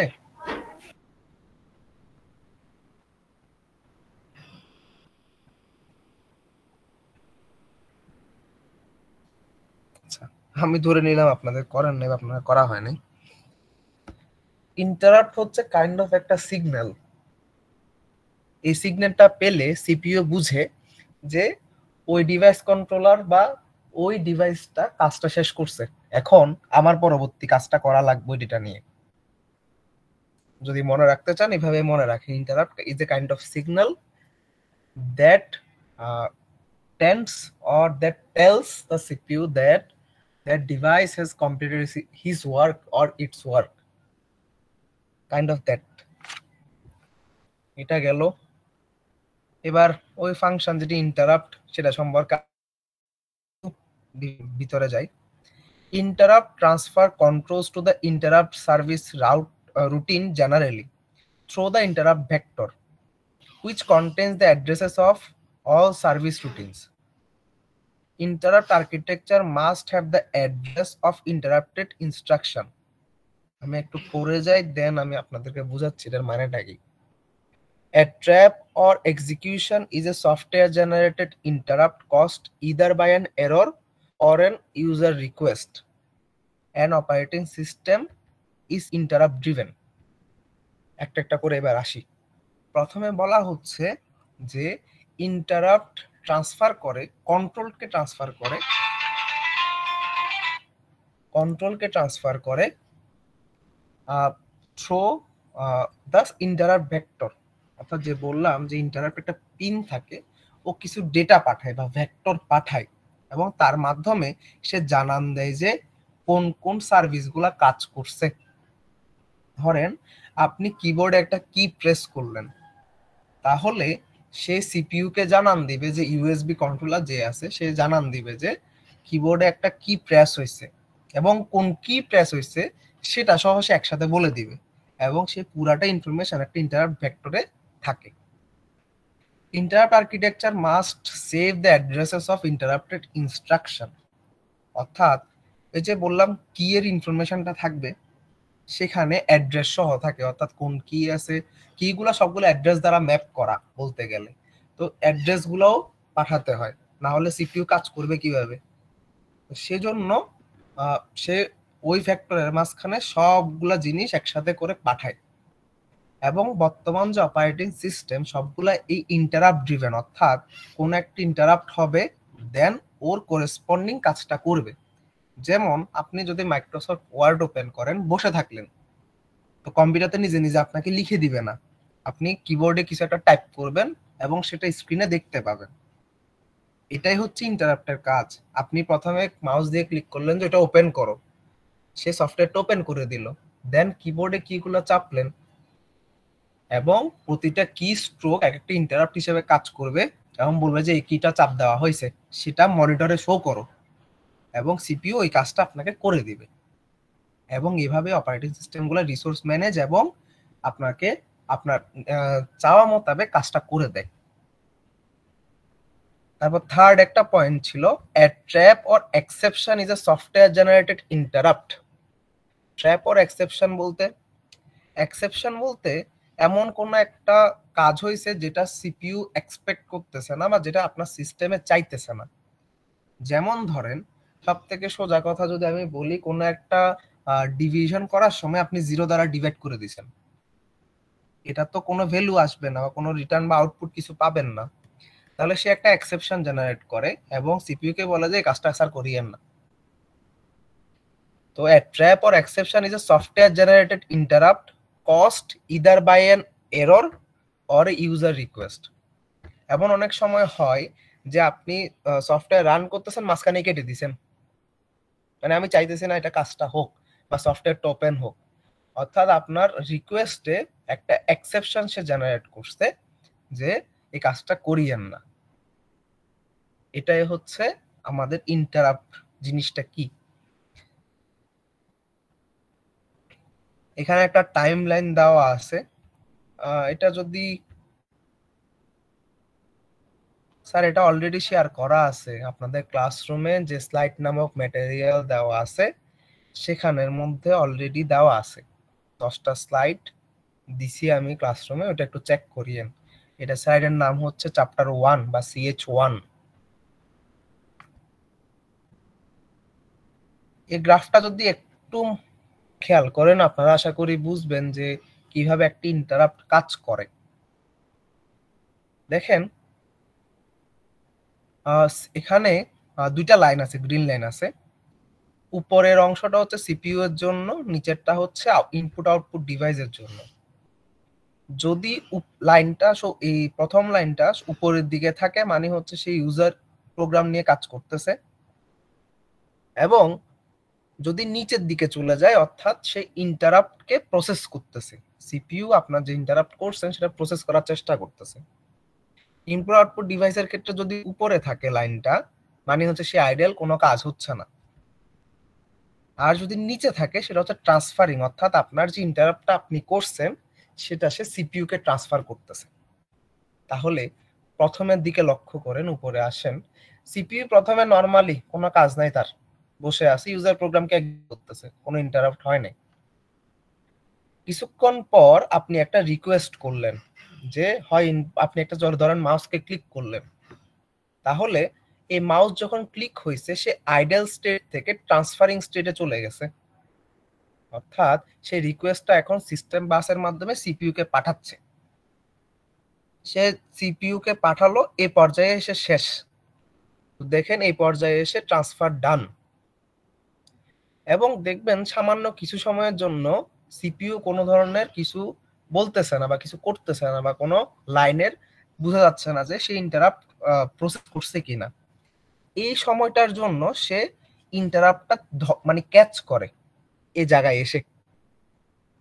এরপর সে এই কিছু সময় নেয় যে ইন্টারাপ্টটা আসছে, সে রিসিভ করছে, দেন সে ইন্টারাপ্টকে প্রসেস করা শুরু করে। এবং ইন্টারাপ্টটা যখন প্রসেস করতেছে তখন আমার দেখবেন সিপিইউতে যে গ্রিন লাইনটা আছে এটা নিচের দিকে চলে গেছে। এবং একই সময় এই আইও ডিভাইসগুলো আবার আইডল স্টেটে চলে যায়, এবং কিছু সময়ের মধ্যে সে আবার ইন্টারাপ্টকে প্রসেস করে গেছে এবং ইউজার প্রোগ্রামে ফেরত চলে গেছে। সেম ভাবে এখানে যতবার উপর নিচে হয়েছে সেম ভাবে কাহিনীটা হয় বা সেম ভাবে প্রসেসটা হয়। যখন পাঠানো হয়েছে, আইও রিকোয়েস্ট পাঠানো হয়, কিছুক্ষণ পরে সিপিইউ সেটাকে কাজ করা শুরু করে। এই সময়ের মধ্যে সে একটা অ্যাকনলেজমেন্ট পাঠায়, যে যখন মাইক্রোপ্রসেসর পড়বেন তখন দেখবেন যে সিপিইউ একটা অ্যাকনলেজমেন্ট সিগন্যাল পাঠায়, যে আমি তোমার ইন্টারাপ্ট সিগন্যালটা আমি পাইছি।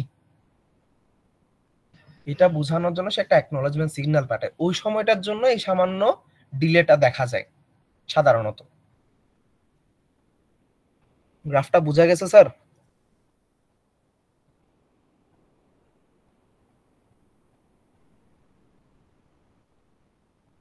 সম্ভবত কেউই আমরা ক্লাসে নাই।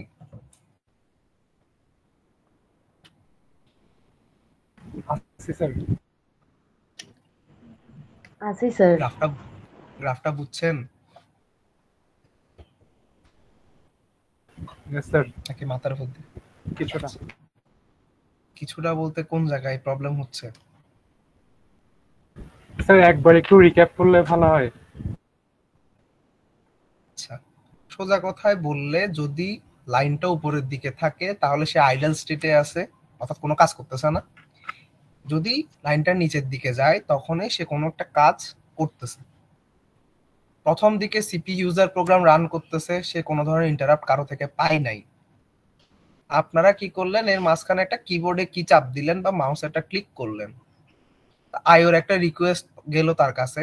তখন দেখেন কিছু সময়ের জন্য সে রিকোয়েস্টটাকে নিল এবং দেন ট্রান্সফার করা শুরু করলো, অর্থাৎ সে আইওর যে আমাদের ডিভাইস কন্ট্রোলার আছে, সে ওই জিনিসটা লোকাল বাফার থেকে সিস্টেম বাসের মাধ্যমে সিপিইউর কাছে পাঠাবে।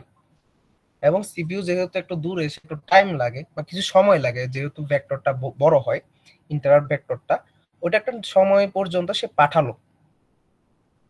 সেটা এখন কার কাছে গেল? সিপিইউর কাছে গেল। তো সিপিইউর কাছে চলে গেলেই আইও ডিভাইসের বা যে ডিভাইস কন্ট্রোলার আছে তার কাজ শেষ, সে আবার আইডল স্টেটে চলে আসছে, ট্রান্সফার কমপ্লিট হয়ে গেছে। এবং এই সময় সে ট্রান্সফারটা সে সিপিইউটা গ্রহণ করছে, অর্থাৎ নিচে তার কাছে। এবং সে একটা অ্যাকনলেজমেন্ট পাঠাইছে আইও ডিভাইসের কাছে যে আপনার সিগন্যাল আমি পাইছি স্যার, এবার আমি কাজ করব। দেন সে ওই ইন্টারাপ্টটাকে প্রসেস করা শুরু করে, অর্থাৎ তার করেসপন্ডিং কাজটা করে। এবং সেই ইন্টারাপ্টেই যখন এই কাজটা করতেছে তখন এই সিপিইউর আইডল স্টেট বা ইউজার প্রোগ্রাম থেকে সে নিচের দিকে চলে গেছে গ্রাফটা ইন্টারাপ্ট প্রসেস করার সময়। এবং বাকিটুকু কিছুক্ষণ পরে সেই ইন্টারাপ্টটা প্রসেস করা শেষ হয়।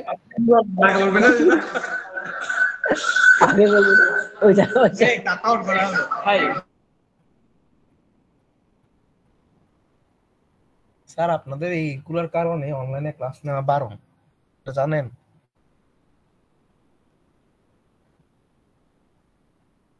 আপনাদের এইসব কি বলতাম, বিহেভিয়ারের কারণেই অনলাইন ক্লাসটা নিষেধাজ্ঞা ছিল। আজকে কেসটা এক্সেপশনাল, ওই কারণেই ক্লাসটা এভাবে নেওয়া। নেক্সট টাইম যদি রিকোয়েস্ট করেন, আমি আর কখনোই অনলাইনে ক্লাস নিব না। বুঝতে পারছেন স্যার? আর রিকোয়েস্ট করবেনও না আশা করি, কারণ আনসারটা জানেন, এটা নো হবে।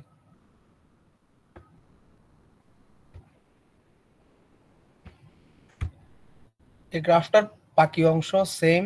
ইন্টারাপ্টের রিকোয়েস্ট হয়, সেটা ট্রান্সফার হয়, সিপিইউ সেটাকে রিসিভ করে অ্যাকনোলেজমেন্ট সিগন্যাল পাঠায় এবং দেন ওই রিকোয়েস্টটাকে প্রসেস করে। এভাবে ইন্টারাপ্ট কাজ করে। ইন্টারাপ্ট হ্যান্ডলিং জিনিসটা পড়ি, 3টা পয়েন্টে ব্যাখ্যা করা আছে। The operating system preserves the state of the CPU by storing the registers and the program counter, then determines which type of interrupt has occurred. Separate segments of code determine what action should be taken for each type of interrupt.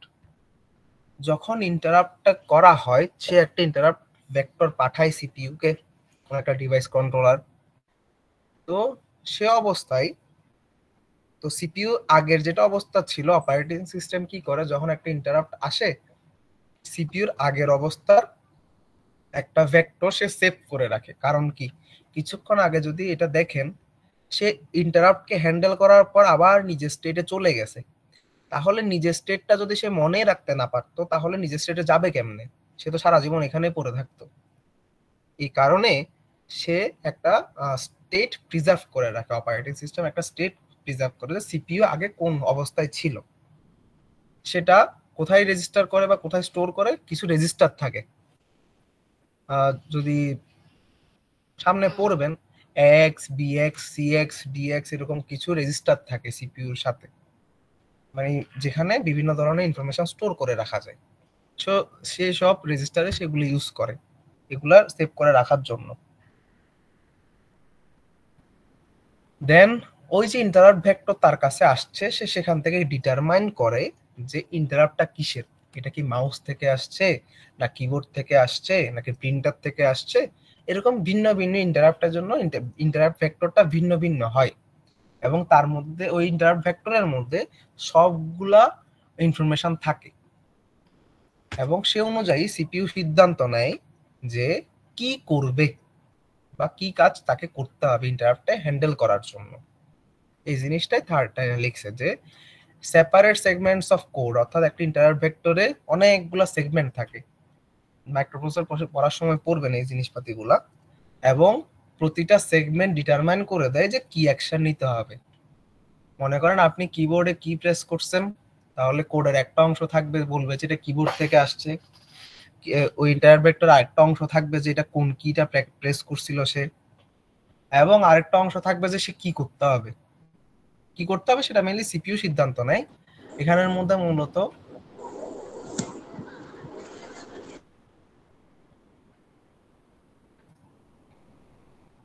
Sir আপনারা কি এটা intentionally করতেছেন নাকি unintentionally করতেছেন?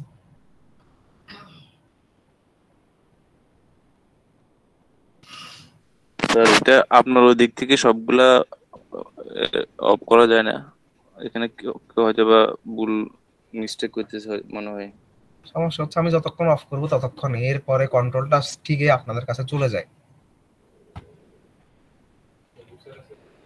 Sir আপনি of করে দেন, না হয় এভাবেই কারো না কারো ভুলে হয়তো অন হয়ে যেতে পারে। ভুলে হবে কেন, এটাই তো আমার প্রথম প্রশ্ন। আপনাদের এটা ক্লাস টাইম, তো ক্লাস করার কথা, তো একটা শান্ত জায়গায় বসেন, ক্লাসটা করেন। এখানে তার ম্যাথ করাচ্ছি না, জাস্ট কি বলতে সেগুলো শুনলেই মোটামুটি ক্লাসটা করা যায়। একটা জায়গায় বসেন।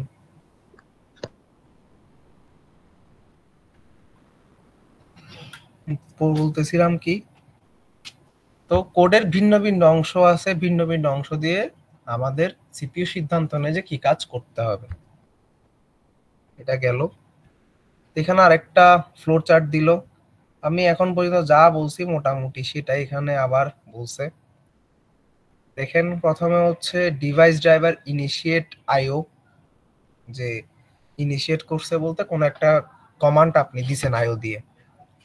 CPU executing checks for interrupts between interaction, অর্থাৎ কোন একটা ইনস্ট্রাকশনের মাঝখানে আসছে কিনা, কোন ইন্টারাপ্ট আসছে কিনা সে চেক করে।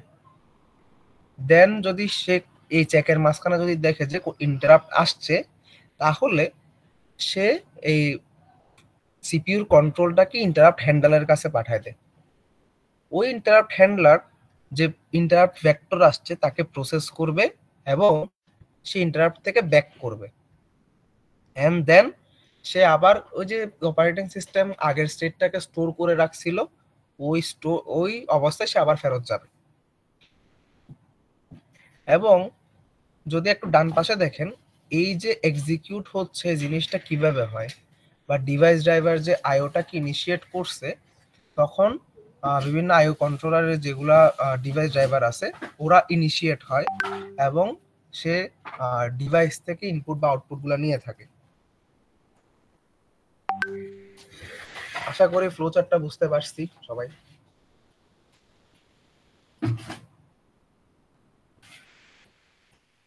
বুঝছেন স্যার, ম্যাডাম?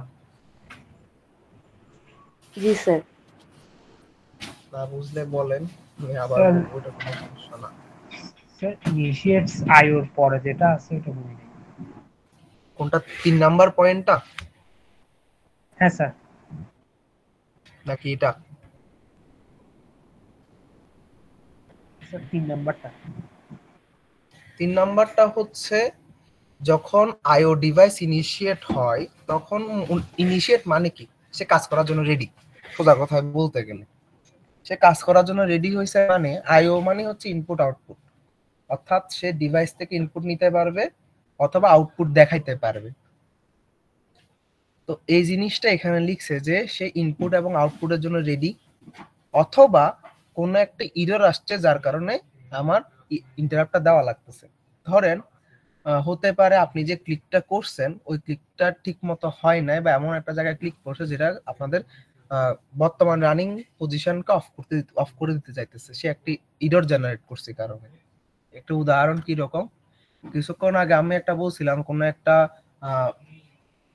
মনে করেন ডিভিশন করার সময় আপনি 0 দ্বারা ডিভাইড করে দিয়েছেন, তো এটা একটা এরর সিগন্যাল জেনারেট করবে, ওই সিগন্যালটাই সে সিপিইউর কাছে পাঠাবে। বুঝতে পারছি এবার? Yes sir. এবার আসেন আইওর স্ট্রাকচার।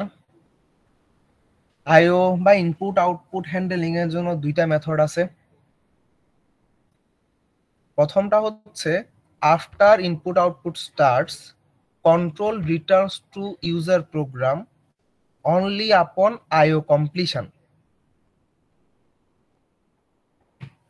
একটা মেথড কি, যখনই ইনপুট আউটপুট শুরু হবে তখন কন্ট্রোলটা ইউজার প্রোগ্রামের কাছে চলে যাবে, অর্থাৎ আপনি কোন প্রোগ্রাম ইউজ করতেছেন সে কন্ট্রোলটা তাকে দিয়ে দেয়। কখন হবে এই কাজটা, যদি আপনার আইওটা কমপ্লিট হয়, ইনপুট আউটপুট কমপ্লিট হয়। কিভাবে স্যার এটা বুঝবো কিভাবে জিনিসটা? আপনি যখন ওয়ার্ড ইউজ করেন, যখন একটা কিবোর্ডে মনে করেন একটা কি চাপ দিলেন, ধরেন একটা এন্টার কি চাপ দিলেন, এন্টার কিটা ইন্টারাপ্ট হিসেবে আইও ডিভাইস আপনার থেকে নিবে এবং সিপিইউর কাছে পাঠাবে। আপনি যখন এন্টার কি চাপা শেষ, তখনই এই কন্ট্রোলটা সে ওয়ার্ডের কাছে পাঠিয়ে দিবে, মাইক্রোসফট ওয়ার্ডের কাছে পাঠিয়ে দিবে যে এখন এন্টার কিটা দেখাও। এই জিনিসটা হচ্ছে প্রথম উদাহরণ কিভাবে আইও ডিভাইস কাজ করে।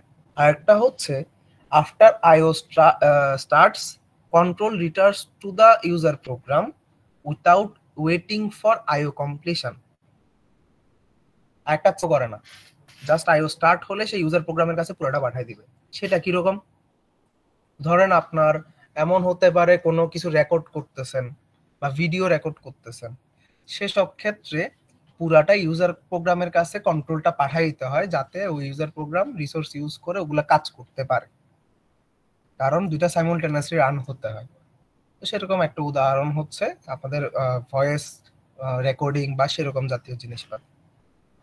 এই দুই প্রকারে আইওটাকে হ্যান্ডেল করা পসিবল বা ইনপুট আউটপুট হ্যান্ডেল করা পসিবল।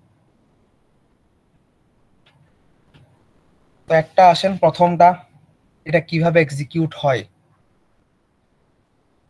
প্রথম ক্ষেত্রে যদি আইও কমপ্লিট হয় তখনই একমাত্র ইউজার প্রোগ্রামের কাছে কন্ট্রোলটা চলে যায়।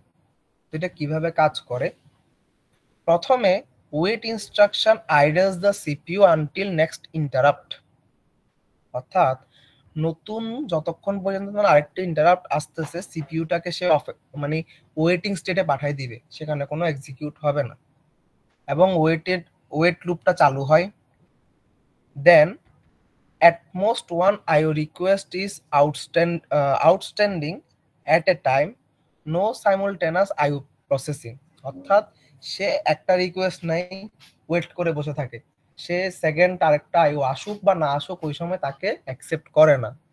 অর্থাৎ এই মেথডে শুধুমাত্র একটা রিকোয়েস্ট মানে once at a time execute হয়, একটাই চলমান করা পসিবল, সে মাল্টিপল ইন্টারাপ্ট হ্যান্ডেল করতে পারে না।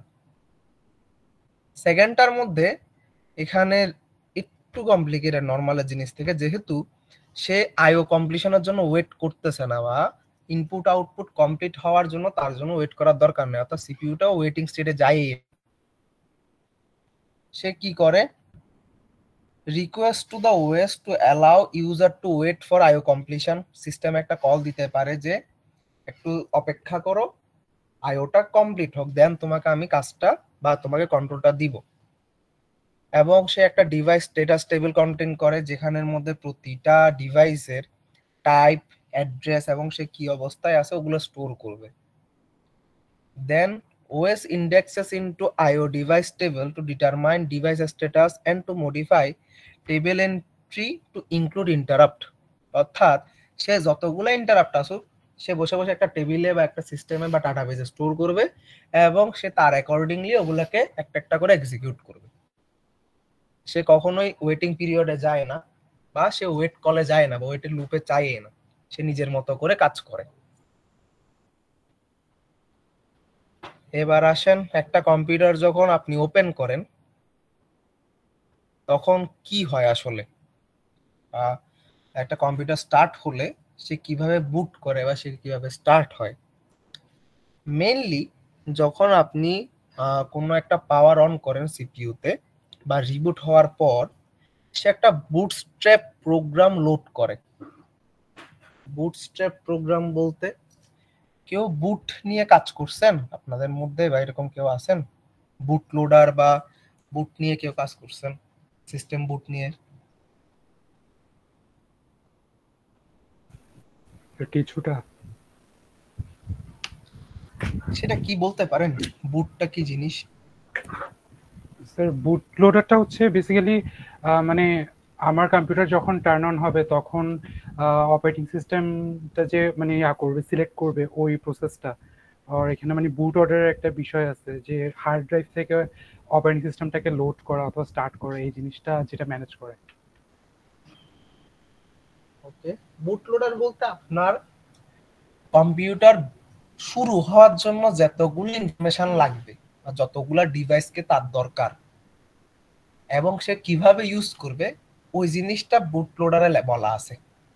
নর্মাল কথা যে আপনার ডিভাইসটা স্টার্ট হওয়ার জন্য কি কি ডিভাইস বা কোন কোন হার্ডওয়্যার লাগবে এবং সেটা কিভাবে এক্সিকিউট হবে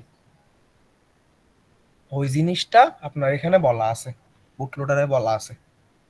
এবং বুট লোডার প্রোগ্রাম সবসময় রোমে স্টোর থাকে। এখন স্যার রোম কি জিনিস, আপনি তো একটা, আমি শুরুতে বলছিলাম রোম জিনিসটা, রোম জিনিসটা আসলে কি? রোম হচ্ছে একটা রিড অনলি মেমোরি বা ডেফিনেশন হচ্ছে রিড অনলি মেমোরি, যেখানে এই সিস্টেম শুরু হওয়ার জন্য যে প্রোগ্রামটা লেখা লাগে ওইটাই আছে, এক্সট্রা কিছু নাই। তো এটা এই বুটস্ট্র্যাপ প্রোগ্রামটা একটা ফার্মওয়্যার নাম বা একটা ফার্মওয়্যার হিসেবে বিভিন্ন ইন্ডাস্ট্রিতে পরিচিত। এখানের মধ্যে কি থাকে, সরি,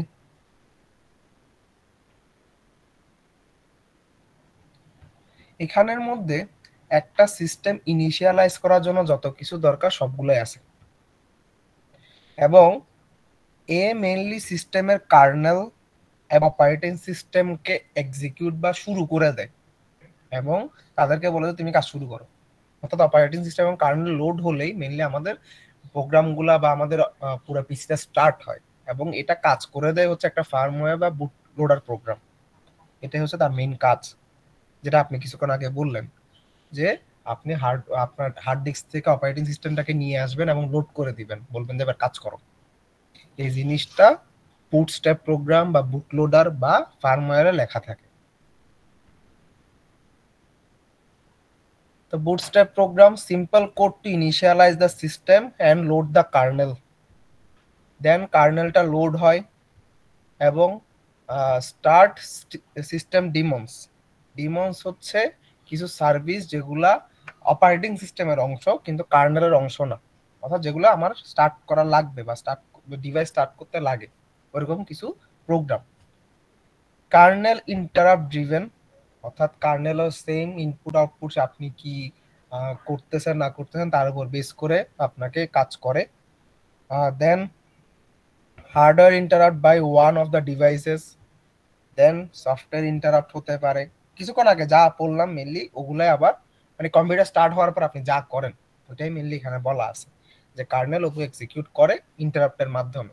অর্থাৎ সিপিইউ হ্যান্ড নিবে, সিপিইউ কে বলবে কে, তাইলে সিপিইউ তো একটা হার্ডওয়্যার, তাকে বলবো হচ্ছে কার্নেল যে আপনি এটা করেন বা আপনার কাছে একটা ইন্টারাপ্ট আসছে। এই জিনিসটা এখানে বলা আছে। দেন মাল্টি প্রোগ্রামিং, তা আমরা এতক্ষণ যা বলতেছি সবগুলা ছিল যে হচ্ছে সিঙ্গেল প্রোগ্রাম। ধরেন আমি যখন কথা বলতেছি তখন শুধুমাত্র মাইক্রোসফট ওয়ার্ড নিয়ে কথা বলছিলাম, বা তখন শুধুমাত্র ওয়েব ব্রাউজার বা গুগল ক্রোম নিয়ে কথা বলতেছি। কিন্তু বর্তমান যে সিস্টেম সেগুলো হচ্ছে মাল্টি প্রোগ্রামিং বেসড, অর্থাৎ মাল্টি টাস্কিং বেসড। অনেকগুলা টাস্ক একসাথে করা যায় বা একই সময়ে করা যায় বা সাইমultaneously করা যায়।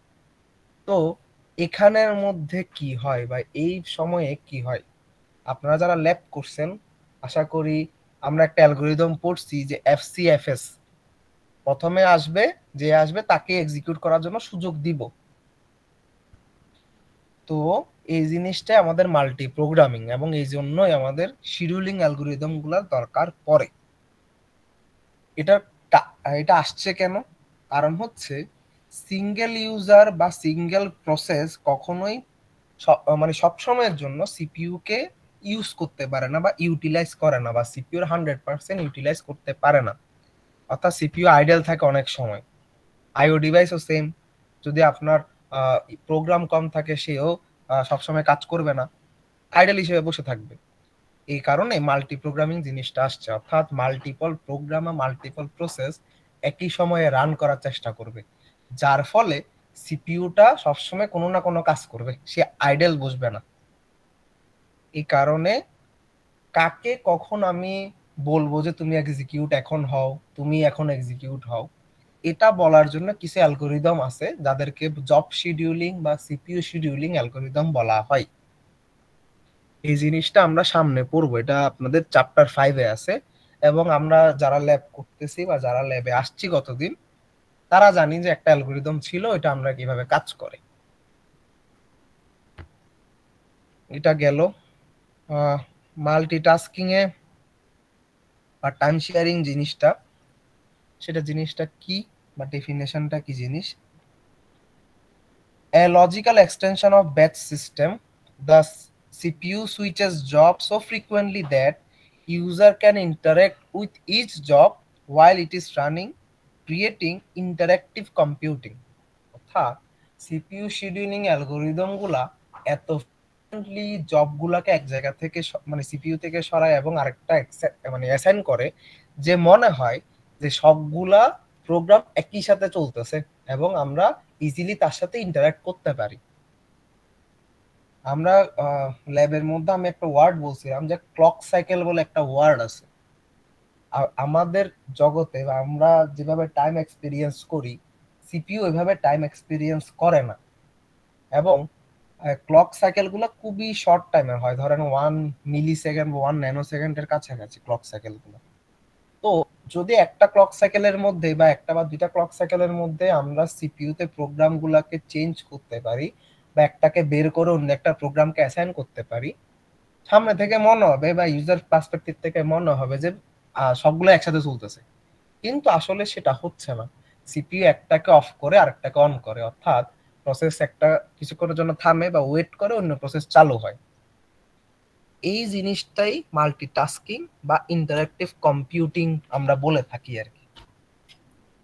তো মাল্টিটাস্কিং এর ক্ষেত্রে response time should be less than 1, অর্থাৎ আমরা যখন কোনো একটা প্রোগ্রাম কাজ করবো বা এক্সিকিউট করব, সেটা যাতে 1 সেকেন্ডের নিচেই কি হতে পারে, স্টার্ট হতে পারে, বা 1 সেকেন্ডের আগে আমরা আউটপুটটা দেখতে পারি। Each user has at least one program executing in memory, name as process, যে মেমোরিতে প্রতিটা প্রোগ্রামের ছোট একটা অংশ এক্সিকিউট হচ্ছে, যাদেরকে আমরা প্রসেস নামে চিনি। If several jobs ready to run at the same time, then we need CPU scheduling, অর্থাৎ একই সাথে সিপিইউতে 10টা কাজ চলে আসছে, তাহলে কখন কাকে আমি সিপিইউ অ্যাক্সেস করতে দিব, সেটার জন্য আমরা যে অ্যালগরিদম ইউজ করি বা যেটা পড়বো সেটা হচ্ছে CPU scheduling. Then if process don't fit in memory, swapping moves them in or out to run।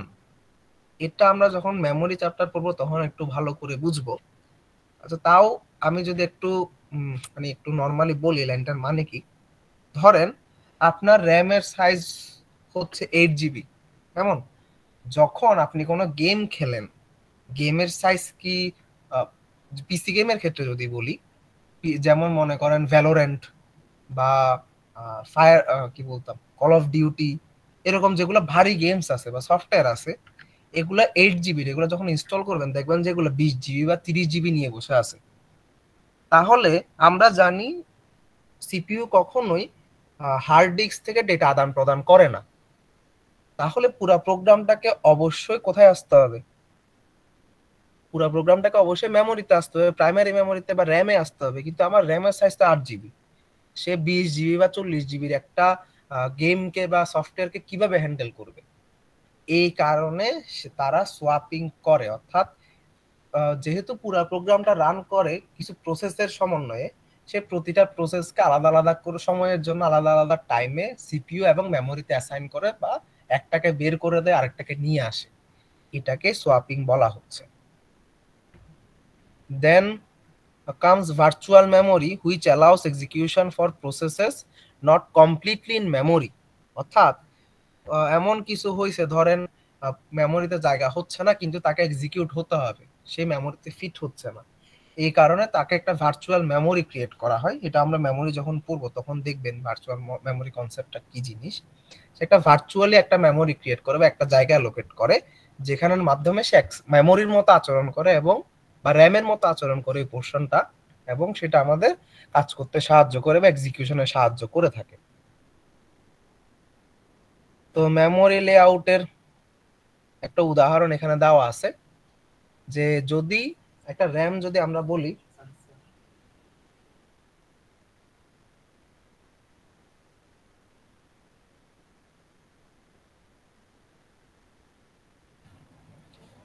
যেটা বলতেছিলাম, যদি মাল্টিপল প্রসেস থেকে থাকে বা মাল্টি প্রোগ্রাম একটা সিস্টেম হয়, তাহলে র্যামের মধ্যে তারা থাকে কিভাবে? তো র্যামের মধ্যে বিভিন্ন প্রসেস বিভিন্ন জায়গায় অ্যালোকেট করে বসে থাকে এবং একটা পার্মানেন্ট জায়গা অপারেটিং সিস্টেম দখল করে বসে থাকে। অর্থাৎ যেহেতু অপারেটিং সিস্টেম অলওয়েজ রানিং, সেহেতু অপারেটিং সিস্টেম আমাদের র্যামে একটা নির্দিষ্ট জায়গায় ক্যাপচার করে বসে থাকতে হবে, না হলে সে এক্সিকিউট হতে পারবে না। এবং বাকি প্রসেসগুলা নিজেদের মতো জায়গা অ্যালোকেট করে যতটুকু লাগতে পারে। এটাই হচ্ছে মানে মেমোরি লেআউটের একটা মানে কি বলতাম একটা ওভারভিউ বা অ্যাবস্ট্রাক্ট ভিউ বলতে পারেন। Then comes dual mode operation. Dual mode অপারেশনটা কি জিনিস? Dual mode operation allows operating system to protect itself and other system components, অর্থাৎ সে সবকিছুর অ্যাক্সেস দেয় না। অর্থাৎ একটা প্রোগ্রাম যদি চায় আমার এতগুলা মেমোরি লাগবে বা এখনই সিপিইউ লাগবে, সে সাথে সাথে অ্যাক্সেস গুলা দেয় না। অর্থাৎ সে রিসোর্সকে এবং নিজেকে প্রোটেক্ট করার জন্য বিভিন্ন মোড ইউজ করে থাকে। দুইটা মোড আছে, একটা হচ্ছে ইউজার মোড এবং আরেকটা হচ্ছে কার্নেল মোড।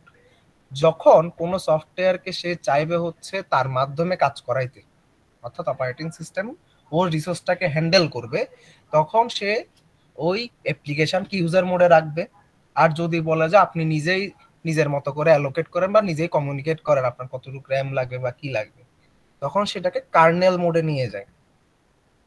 এবং এটা একটা বিট বা একটা এক বিটের ডেটা দিয়ে নির্ধারণ করা হয় যে কোন মোডে সে কাজ করবে, সেটাকে মোড বিট বলা হয়।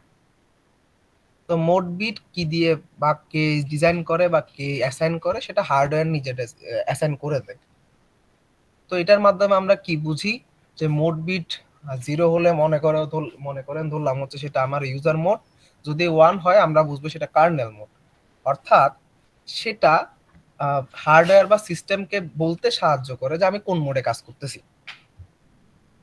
যখন ইউজার মোডে কাজ করে তখন এই মোড বিটটা বলে হচ্ছে আমি ইউজার, অর্থাৎ 0 বা 1 যে কোনো একটা সিলেক্ট করে রাখবে, এবং সে অনুযায়ী সিস্টেম তাকে ডিফারেন্সিয়েট করতে পারে সে কোন মোডে বা কোন অ্যাপ্লিকেশন কাজ করতেছে বা এক্সিকিউট হওয়ার চেষ্টা করতেছে।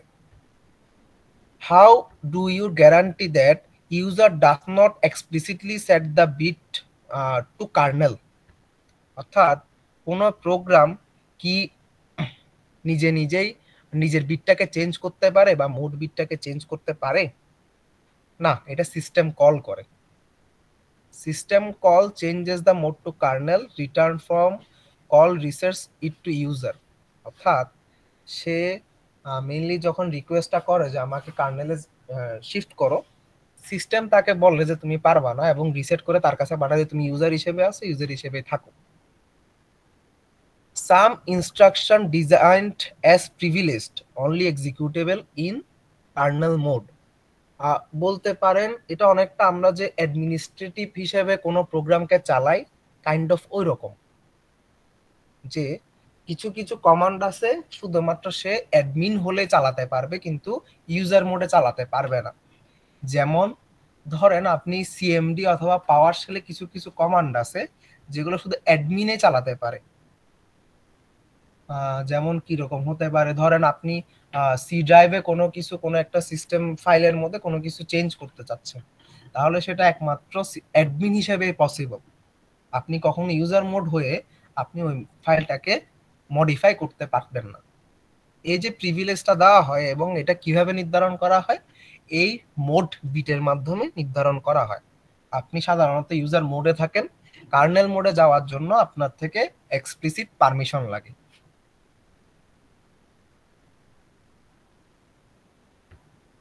তো এই জিনিসটাকে দেখানো হচ্ছে এভাবে যে যখন ইউজার প্রসেস কোনো একটা এক্সিকিউট করে বা কোনো কিছু এক্সিকিউট করতে চাচ্ছে, সে কার্নেলে বা সিস্টেমকে কল করবে যে আমি একটা কাজ করতে চাচ্ছি, এই কাজটা আপনি স্যার একটু করে দেন।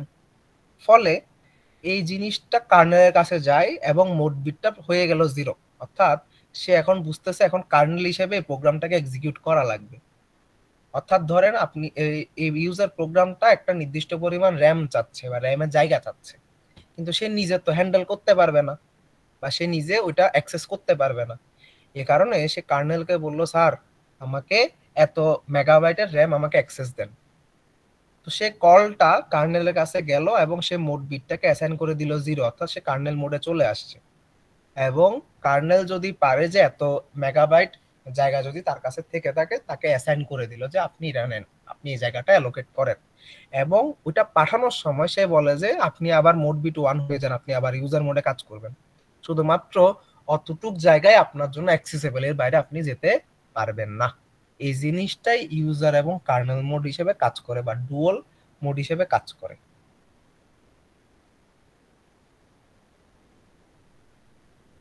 দেন আসেন টাইমার। টাইমার কি জিনিস? আপনারা যদি সি প্রোগ্রামিং বা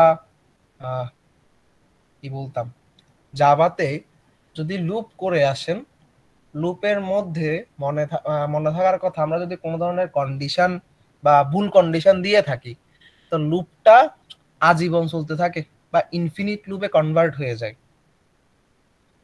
এই টাইমার ইনফিনিট লুপকে প্রিভেন্ট করার জন্য কাজ করা হয় বা কাজ করে।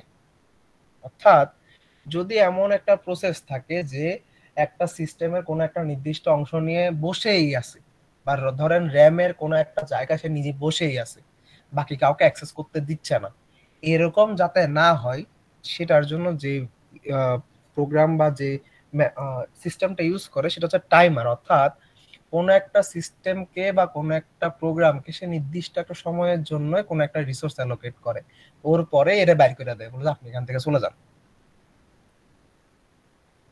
এই জিনিসটা এখানে বলা আছে যে timer is set to interrupt the computer after some time period. ধরেন আপনি যখন যখন মাইক্রোসফট ওয়ার্ড ওপেন করছেন, তখন টাইমার বলে দেয় যে একে 1 সেকেন্ডের জন্য 200 মেগাবাইট মেমোরি অ্যাসাইন করতেছি। সে ততক্ষণে ওই মেমোরিতে থাকবে। 2 সেকেন্ড বা 1 সেকেন্ড পরেই টাইমারটা বলবে যে এখন সিপিইউ কে বলবে যে এখন একে র্যাম থেকে বের করে দেন, বা এখন এই জায়গাটা ফ্রি করে দেন, এবং সিপিইউ সেটা করতে বাধ্য থাকে। টাইমার হচ্ছে ওইভাবেই কাজটা করে। টাইমার একটা কাউন্টার সেট করে রাখে, যেটা একটা ফিজিক্যাল ক্লকের মতো কাজ করে, ওই যে বললাম 1 সেকেন্ড বা 2 সেকেন্ড ওইরকম। অপারেটিং সিস্টেমেই কাউন্টার সেট করে, এবং এটা একটা প্রিভিলেজ ইনস্ট্রাকশন। আমরা কখনো ইউজার মোড থেকে এই কাউন্টারটাকে সেট করতে পারবো না। অবশ্যই কার্নেল মোডে যদি আমরা কাজ করি দেন আমরা এই ডেটাটাকে অ্যাক্সেস করতে বা চেঞ্জ করতে পারবো। যখন কাউন্টার 0 হয় তখন একটা ইন্টারাপ্ট জেনারেট করে এবং সিপিইউর কাছেও ইন্টারাপ্ট সিগন্যালটা যায়। Set up before scheduling process to regain control or terminate program that exceeds allocated time বা allotted time. এই সিপিইউ শিডিউলিং অ্যালগরিদমের টাইমটা আমরা কয়েকদিন পরে দেখব ল্যাবের মধ্যে। আমরা কিছু দেখব হচ্ছে যে যদি ল্যাবে যারা আসছেন তারা দুইটা ওয়ার্ডের সাথে একটু পরিচিত থাকবেন, একটা হচ্ছে প্রিএমটিভ আর একটা হচ্ছে নন প্রিএমটিভ। যে শিডিউলিং অ্যালগরিদম গুলা সিপিইউ থেকে প্রসেসকে বাইর করে দিতে পারে একটা নির্দিষ্ট সময় পর, তাদেরকে বলা হয় প্রিএমটিভ শিডিউল অ্যালগরিদম, এবং সেটাই এই টাইমারের মাধ্যমে করা হয়। সেটা আমরা দেখব নেক্সট দিন ল্যাবে যখন আসবেন তখন দেখবেন। Then comes process management. A process is the program in execution. It is a unit of work within the system. Program is a passive entity, process is an active entity.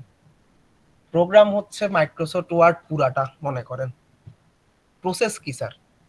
Process হচ্ছে ধরেন আপনি যে bold করতেছেন ওইটা একটা process, আপনি লেখাটাকে italic করতেছেন ওইটা একটা প্রসেস, আপনি সেভ করতেছেন ওইটা একটা প্রসেস, আপনি একটা নিউ ফাইল ওপেন করতেছেন ওইটা একটা প্রসেস। প্রোগ্রাম হচ্ছে পুরাটা, অর্থাৎ পুরাটা প্রোগ্রাম একসাথে রান হয় না, প্রসেস আকারে ছোট ছোট প্রসেস আকারে রান হয়। সেজন্য বলা হয় যে প্রোগ্রাম একটা প্যাসিভ এন্টিটি, সে নিজে পুরাটা কখনো রান হয় না। প্রোগ্রাম কখনো পুরাটা একসাথে রান হতে পারে না, প্রসেস আকারে রান হয়।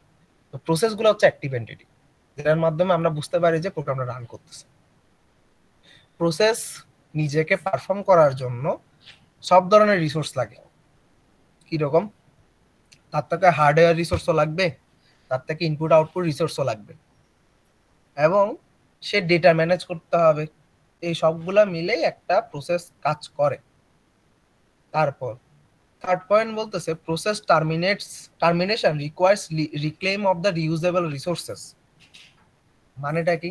ধরেন মাইক্রোসফট ওয়ার্ড যখন আপনি কাজ করতেছিলেন, সে র্যামের কিছু অংশ নিজে রেখে দিয়ে দিছিল, কারণ যেহেতু এক্সিকিউট করতেছে প্রসেসটা। একটা সময় পর বলতে হবে না তুমি সরে যাও এখান থেকে, বা তুমি প্রোগ্রামটা বন্ধ করে দাও। তো র্যামের ওই অংশটা তো আবার ইউজ করা লাগবে, বা অন্য কোনো প্রোগ্রামকে অ্যালোকেট করা লাগবে। ওই সময় সিপিইউ এবং মেমোরি ম্যানেজমেন্ট যখন পড়বেন তখন দেখবেন ওই রিসোর্সগুলোকে সে আবার রিক্লেম করে, যেটা খালি, ওই জায়গাটা এখন খালি আছে আমি জানি, এবং সেটাকে অন্য কাউকে অ্যাসাইন করতে পারবো। Single threaded process has one program counter specifying location of next instruction to execute. Single thread, multi thread এগুলো সামনের জিনিস, একটু পড়বেন পরে, ওয়ার্ডটা একটু মনে রাখেন। Single threaded process has one program counter, অর্থাৎ তার জন্য টাইমার আছে শুধু একটা বা কাউন্টার আছে শুধু একটা। সেটা বলে দেয় যে আমি এই কমান্ডটা এখন এক্সিকিউট করতেছি, পরের কমান্ডটা কই আছে। বা পরের ইনস্ট্রাকশনটা কোথায় আছে। Process executes instructions sequentially one at a time until completion. অর্থাৎ একটা প্রসেস একটা নির্দিষ্ট সংখ্যক কমান্ড থাকে এবং সেটা একটার পর একটা সিকোয়েন্সিয়ালি এক্সিকিউট হয় এবং প্রসেস তখনই কমপ্লিট হবে যখন সবগুলো ইনস্ট্রাকশন প্রসেস করা শেষ হয় বা সবগুলো ইনস্ট্রাকশন এক্সিকিউশন কমপ্লিট হয়। তারপর multi threaded process has one program counter per thread. Process, একটা প্রোগ্রাম যেমন মাল্টিপল প্রসেসে ভাগ হতে পারে, একটা প্রসেসও মাল্টিপল থ্রেডে ভাগ হতে পারে এবং যতগুলা থ্রেড থাকবে ততগুলা প্রোগ্রাম কাউন্টার থাকে। Typically system has many processes, some user, some operating system running concurrently one on one or more CPUs. One or more CPUs বলতে আমরা কি বোঝাচ্ছি? বর্তমানে যেগুলা সিপিইউ আমরা দেখতেছি, যেমন ধরেন ইন্টেলের বা এএমডির যে সিপিইউ গুলো अवेलेबल আছে, ওগুলার দেখবেন হচ্ছে multiple core, 4 core, 6 core, 8 core, মানে এগুলা প্রতিটা কোর একটা একটা নির্দিষ্ট সিপিইউ হিসেবে কাজ করতে পারে, অর্থাৎ সে নিজে এক্সিকিউশন গুলো করতে পারে। সেজন্য বলা হচ্ছে one or more CPU use করতেছে। Then concurrency by multiplexing the CPUs among processes or threads. Concurrent access, সে এবং মাল্টিপল সিপিইউ ইউজ করে ওএস মোটামুটি সবগুলা প্রোগ্রামকে রান করার চেষ্টা করে।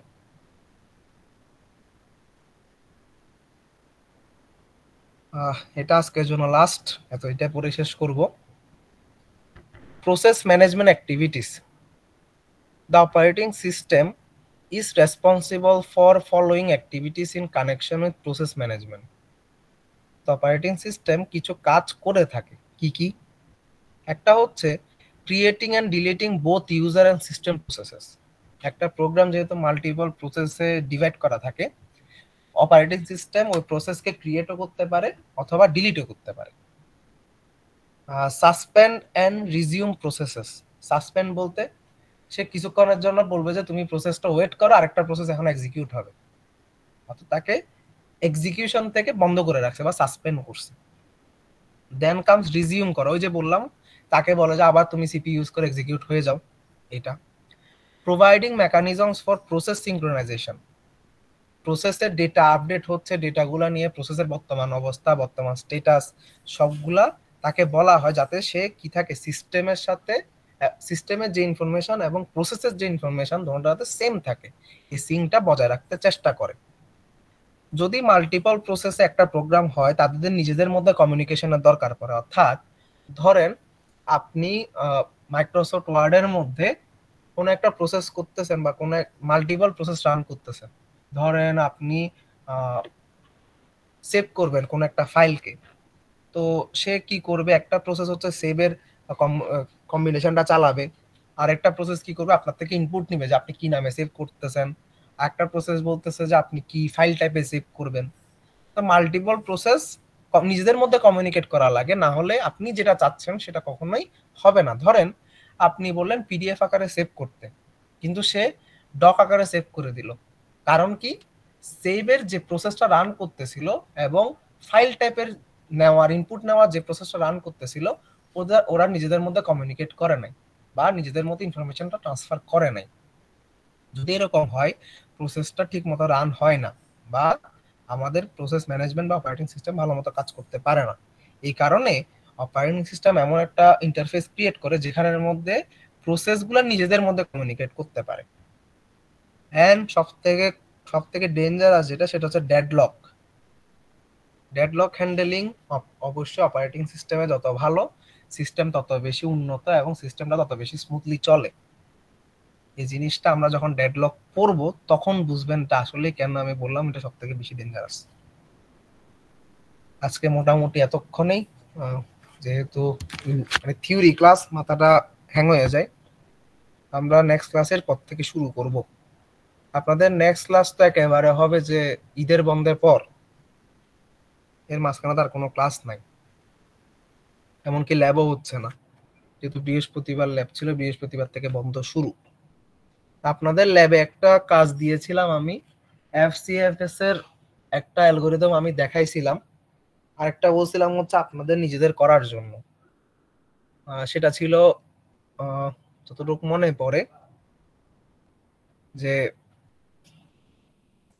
এফসিএফএস এর মধ্যে আমরা অ্যারাইভাল টাইম অনুযায়ী যে সেটা বলছিলাম। নেক্সট দিন আমি এটা দেখবো কারা কারা করতে পারছেন ল্যাবের মধ্যে। তো এটা উইদাউট অ্যারাইভাল টাইমটা আমি করে দিছিলাম ক্লাসে, এবং ক্লাসরুমে কোডটা আছে। উইথ অ্যারাইভাল টাইমটা আপনাদের অ্যাসাইনমেন্ট আকারে ছিল, সেটা অবশ্যই করবেন। এটা আমি বলতেছি যে নেক্সট ক্লাসে এটা অবশ্যই করে নিয়ে আসবেন। আচ্ছা, সিআর স্যার আছেন?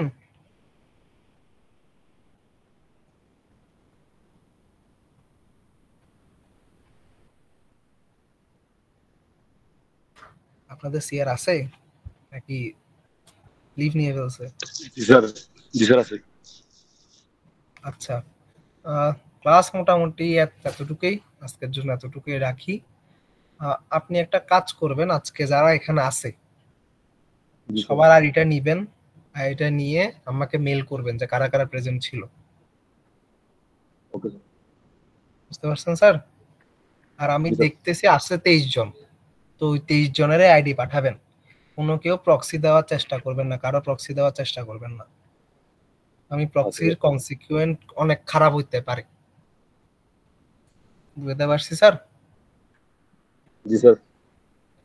23 স্যার, জনের। হ্যাঁ বলেন স্যার স্যার। আমরা এডিসিএসসি 3 জন আছি আমরা। হ্যাঁ, একসাথে আইডি গুলো দিয়ে দিয়েন, তাহলে আমি একসাথে নিয়ে নিব আর কি। আচ্ছা, সিআর কে তাহলে আমি দিয়ে দিব। হ্যাঁ, সিআর কে বলতে। আচ্ছা স্যার, আমার সাথে ওনাদের একজনের সাথে কথা হয়েছে, তো উনি আমাকে দিয়ে দিলে আমি হ্যাঁ। ওগুলো সব একসাথে পাঠিয়ে দিই। আচ্ছা, আমাকে মেল করে দিয়েন তাইলে হবে। আচ্ছা স্যার, আমি একটু পরে মেল করে দিলাম। ওকে, তাহলে ঈদের বন্ধের পরে দেখা হবে আর কি আপনাদের সাথে, এর মধ্যে তার হচ্ছে না।